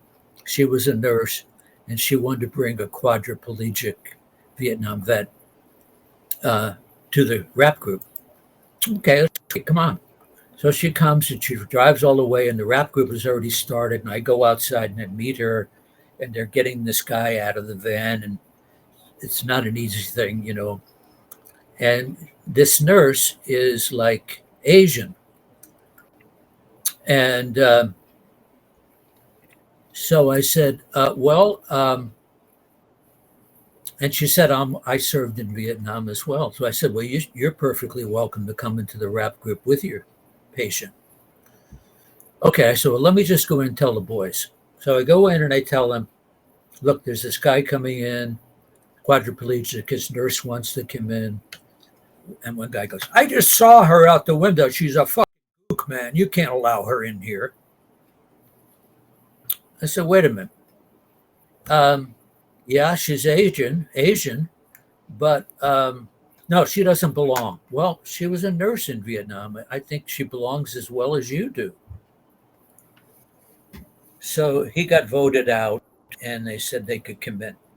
she comes in and she sits down, and they're all staring at her. And she's very open, and she slams on a table like that. And she said, "Give me a fucking cigarette." The guys brought her a cigarette, and that made her very welcome. She had the right Vietnam vet attitude. She was one of us. The second thing I did, which was racial, was I told our guys that all the lies about Thanksgiving I learned were bullshit. Working with Native Americans, the settlers were not these gracious and thankful people. They were giving them, Indian blankets with disease in it, et cetera, and fucking them over whenever they could. And so let's see. I said to these guys, I've got an idea of what we should do. We should be the Indians, and we should invite the Vietnamese refugees in our area here. There was a bunch of them, had just come to, work on farms and stuff like that. We should invite them here, and if you guys have enough balls to do this, I want you to invite them. I want you to go around the city, get food for a traditional Thanksgiving dinner, and I want you to invite them here for it, and I want you to serve them. And I want you to be gracious, and I want you to welcome them. Oh, well, then you're a fucking pussy if you can't do that. And that was the key. They took me up on it, and we did have this incredible Thanksgiving dinner like that. So those are the two things I was both proud of at Vet Center. We also started a whole bunch of programs, et cetera, et cetera. Anyway, I got introduced when I first became a team leader, before we even opened our doors, to one of the high holy ones from Tibet, the Karmapa of Tibet. Oh, you've told me about this before. Yeah. Please feel free to share, but yeah. So I ended up going to talk with him, and I said, I am going to open an office tomorrow morning to counsel Vietnam veterans. And, when you're talking to somebody and you don't realize they don't speak your language, what do? You speak louder and you say more. That's what I did. And then all of a sudden the translator says, "Sir, Rinpoche has one question to ask you." What's that? "Are you one of these people?" And I said, this little boy's voice, "Yes." And he said, "That's wonderful. Because if you're one of these guys, all you have to do is heal yourself, and that will help them recover."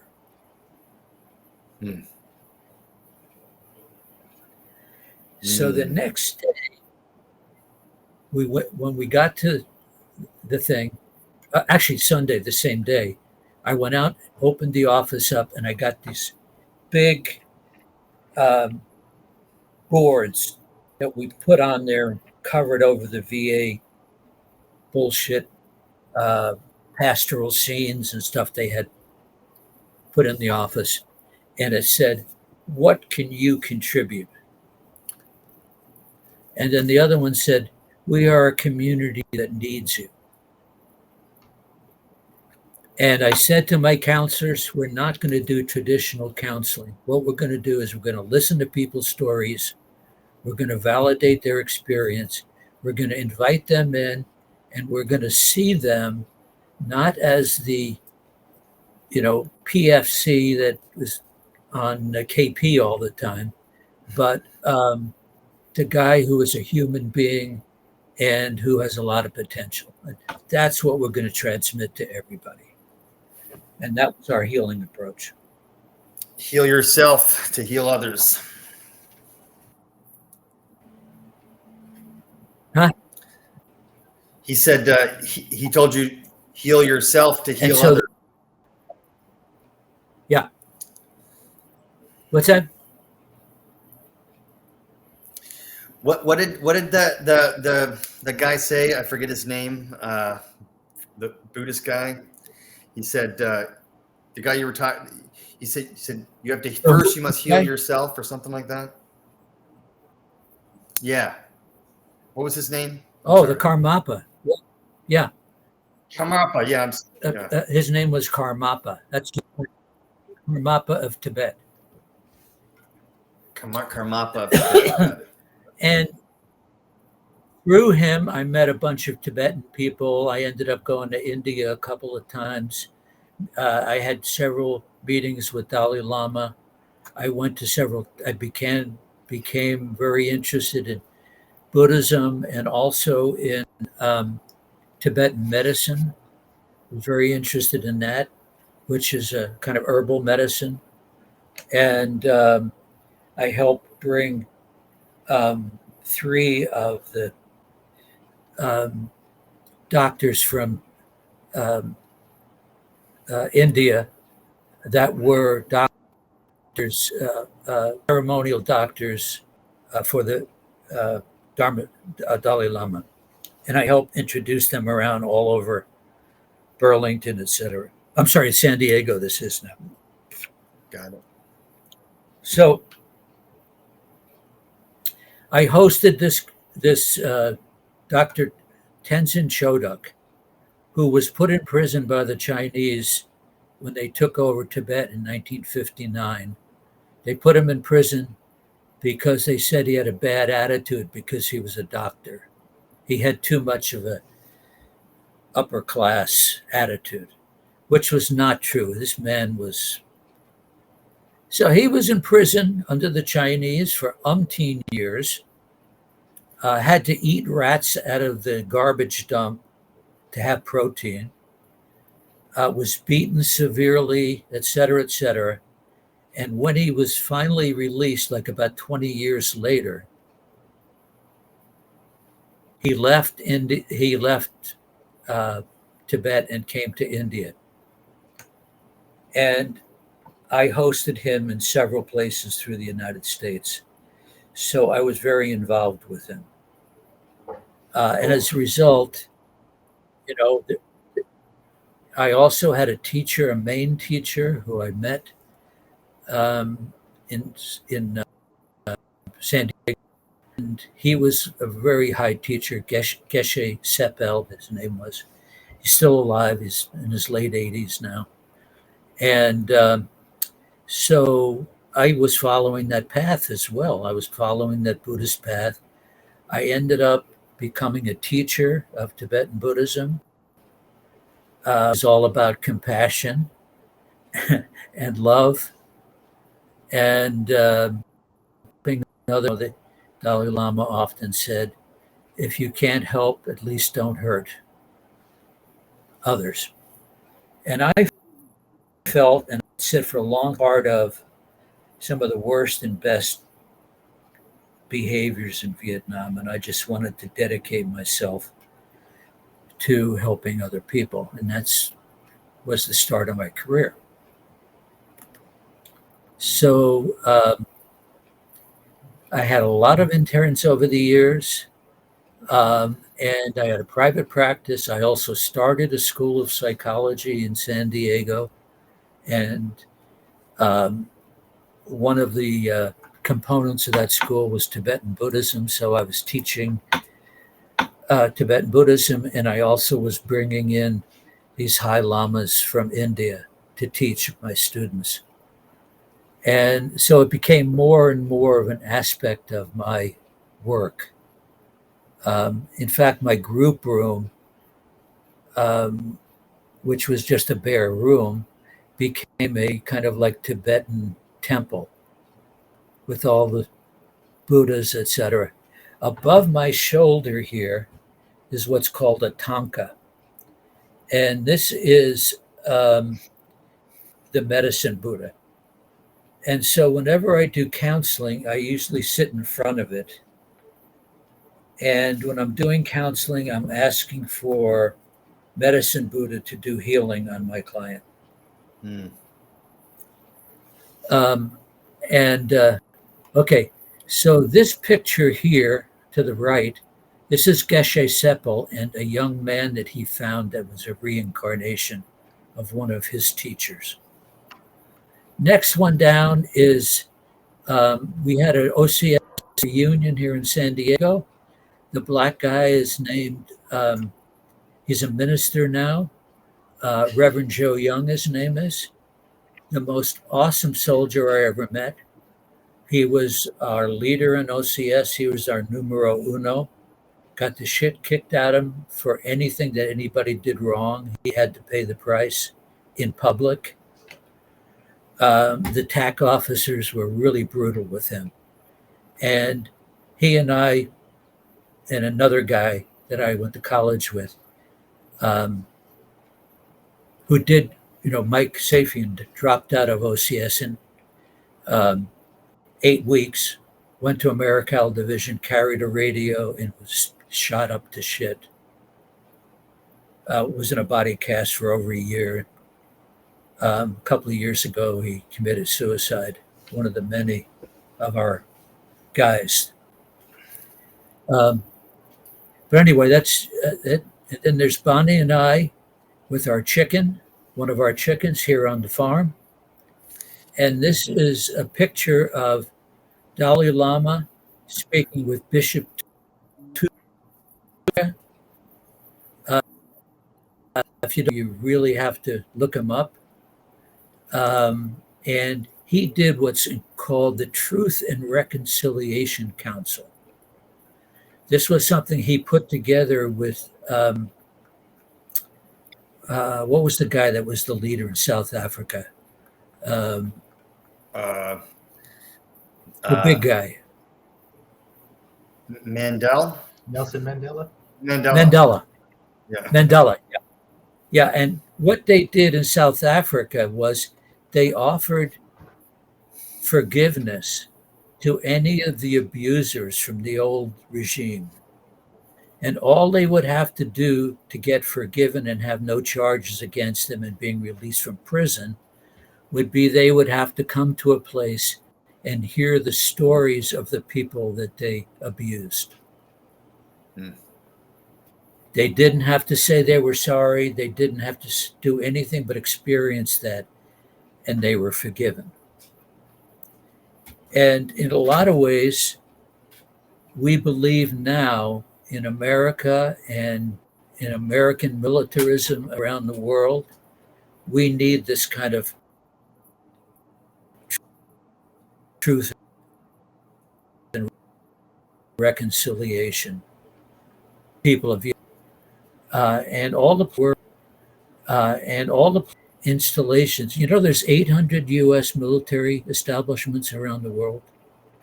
Yeah, I knew there was a bunch, but that's a lot. 800 mothers. Yeah, 800. And South America, Central America, Africa. We have all these wars. And, over the country's sick and tired of it. And people like us that know better. Am. Nobody wins a war. So, anyhow, that's no, that was dear great to me. Their gratitude. No, I still have it. So, I still have it. So then, my first wife. Could I have a few minutes? Yeah, we've got maybe 10 minutes. So if you want to talk about your church, just keep that in mind. Yeah, I want to ask Bonnie to Ken. Okay, she can do it. Yeah, quick. for sure. She's used to it. So anyway, Okay, cool.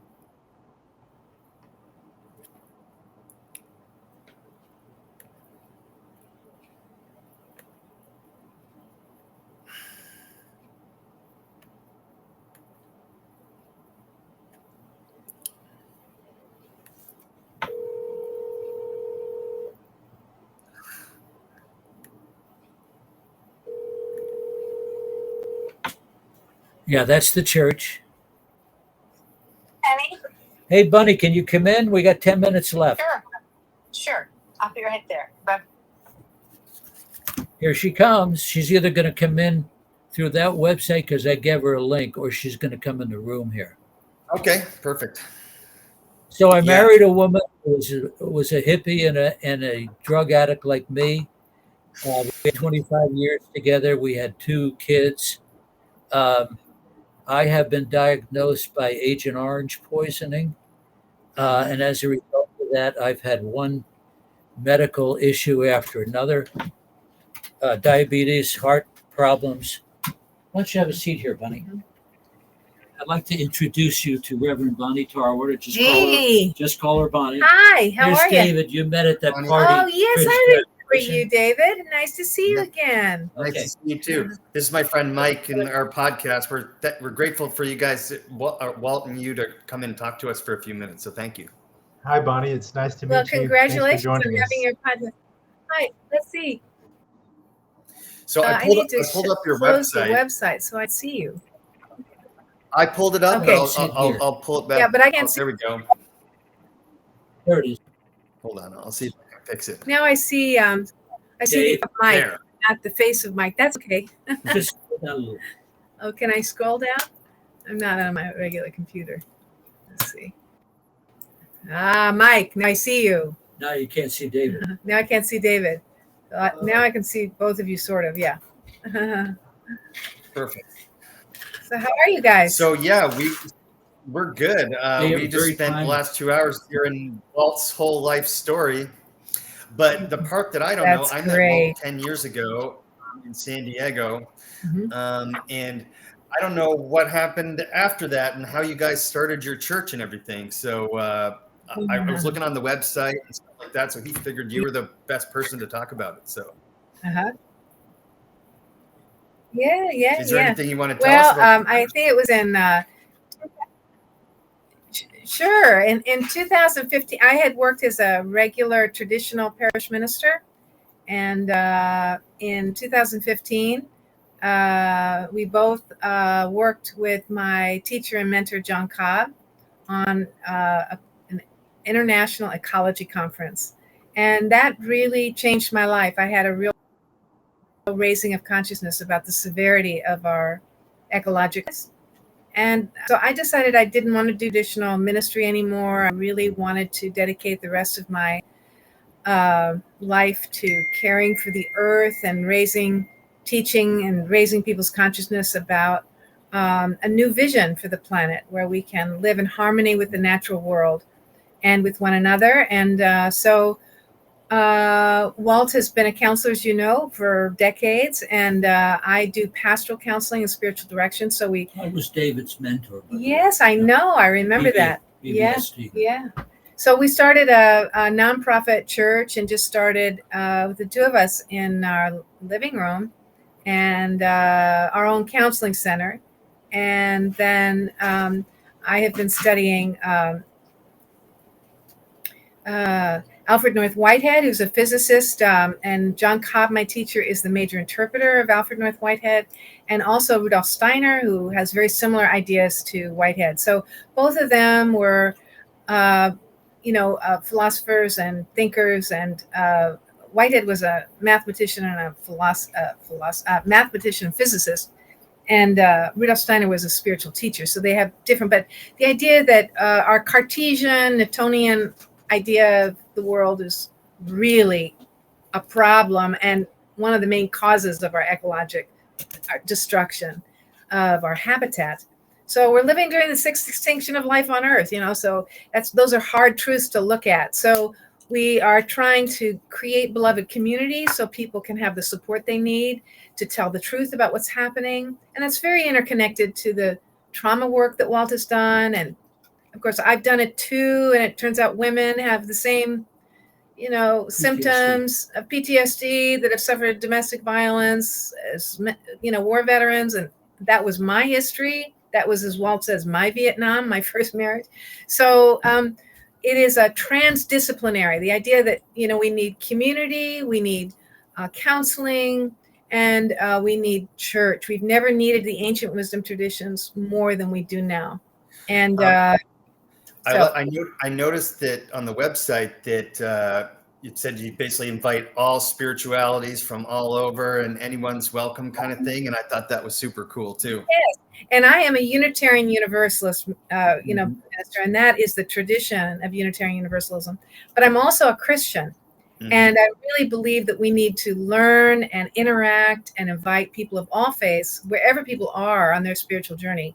And we really need teachers, and we need to go deeper into tradition. So we offer, centering prayer and Bible study. Meditation. And and we study the teachings of Jesus, whose teachings about, we need to serve God, not money. We need to learn to forgive and love our enemies and pray for our persecutors. These are life-saving, ancient, teachings that we need in this time of ecologic crisis. So at any rate, we're doing biodynamic farming. This is what Rudolf Steiner taught. It's a spiritual kind of farming, that it's not enough just to not use chemicals. We have to have loving relationships with the natural world. So that's what we're up to. That sounds super cool and interesting that I'd like to learn more about. Walt, I don't know if he told you this, but he did say I could come visit the farm at some point. So Dave and Mike, you have a standing invitation. Come for as long as you like. It's very beautiful. Yeah. They're in Oregon, Mike, right near the coast, actually. So. It's so beautiful. You can't believe it. It's just beautiful. Well, when I heard you guys had moved up there, it made me really happy because it just sounds like a nice. And then I was Walt was showing me pictures and stuff, and it just seems like a perfect like little community for you guys to be in and that you're creating. So that's super exciting. Thank you. Yeah. Well, thank you, and you're welcome anytime. Awesome. And we have lots of Zoom programs. We have lots of Zoom programs, and I really want to lift up our newest program is I'm really passionate about. It's called Earth Crisis Support Groups and Potluck Parties, and we have them in person here, and we're starting them other places. We hope to start them all over the world, and the idea is that people need a safe place to tell the truth about what's going on with them personally, about what's happening in the world, and they need to eat together. This is the key that creates community. So we have a new Zoom group. So any Monday you could join us. We actually bring our dinner and eat. So that sounds fun. After the interview, if you guys could send us links to any of this stuff, or it's not just on the website. All on the website. It's all on the website. There's two websites. There's the church, and then there's the counseling center. Our Common Home Counseling Center.org and Church for Our Common Home. And we'll put those below in our YouTube video for anyone who can check it out. Perfect. Wonderful. That's great. Well, where are you guys geographically right now? We live in Georgia. Oh, that's great. And that's where John Cobb is from. He's a Georgian. He's a Southern gentleman. Yeah, I looked him up. 99 years. He's 99, correct? And he's still part of your church and participating and everything? He comes every Sunday. It's unbelievable. So he's got quite the history too, and I don't know if he'd be willing to talk to us at some point too, but or if he's up for anything like that. I know he's 99, but that would be neat because he's kind of he's just gone on hospice care. Yeah. Oh, okay. He's just gone on hospice care, and but I think I'm going to go visit him after Christmas. So he's still he can seem sort of out of it now, which he never was. Mm-hmm. But then in the next minute, he says the most profound thing you've ever heard in your life. So he's still with it. It depends on if you get him on a, right. Yeah. He's out in the multiverse. Yeah. Right. What's the best place to check out his work? Like a particular book or anything like that? He's an author. He has if you just Google him, the Cobb Institute is one of the institutions that he started. The Center for Process Studies is another. The Living Earth Movement is co-sponsoring the Earth Crisis Support Groups and Potluck Parties with our Church for Our Common Home, or rather our counseling center. So if you, I would check out the Cobb Institute first, the Center for Process Studies, but he's internationally extremely well known and much less known in the United States. Yeah. And anybody in the Methodist Church Mhm. will know of him. Yeah, if he's you a run into Methodist. anybody from the Methodist Church. Yeah. Okay. Yeah, I'm looking forward to learning more about him as well, because he was your mentor, Bonnie. Is that right? Oh yes, he has been. If it wasn't for John Cobb, we've named our farm after him. Our farm is called the John Cobb Echo Farm. Okay. And if it wasn't for John Cobb's support and Walt's support, we wouldn't have a church. I wouldn't be doing this. So between the two of them, I have a very supportive husband and very supportive teacher, and we need that. We can't, we have to help each other, change the world. I believe in teachers, and Walt was a teacher of mine, and so I try to do the same thing for others, Yes. John Cobb has students all over the world. I've never known anybody more generous than he is. Wonderful. And you can check out on his latest book is called Confessions. And he invited me to write the last chapter. And he asked me the question, can women save Christian discipleship? Interesting. So of course, what am I going to know? So I said yes. I wrote a chapter about that. And then the Earth Crisis support groups and potluck parties are the project that came out of that. And the appendix of the book is about that. You can find the audio version of my chapter and the guidelines on the church website. And the audio version, you can buy the book. If you're interested, I'll mail it to you. But the audio version of the whole book is coming out soon. Okay, wonderful. Thank you so much, guys. This has been great. You, Dave, Mike, so nice. Yeah, you guys too. Walt was like, how long are we going to do? I was like, maybe 45 minutes to an hour. We did 2.5 hours. It's awesome. So cool. Yeah, we could have talked more. I feel like I could learn a lot more from both of you. You're both doing amazing things in your community, and that's something to be proud of. Yeah.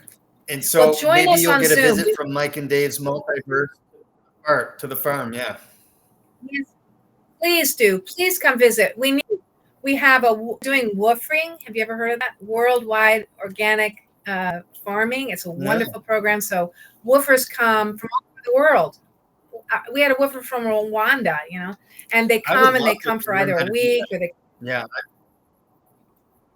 Well, look, you can look at our woof page on the www.woof.usa.org, I think. But no, you are welcome to come for a visit and stay as long as you like. We have a beautiful new guest house. And usually we worship in the barn every Sunday at 4 with the animals, but it's so cold.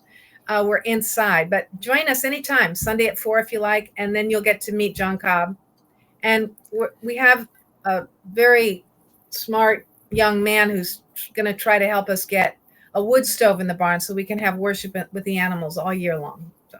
Cool. That sounds wonderful. Yeah.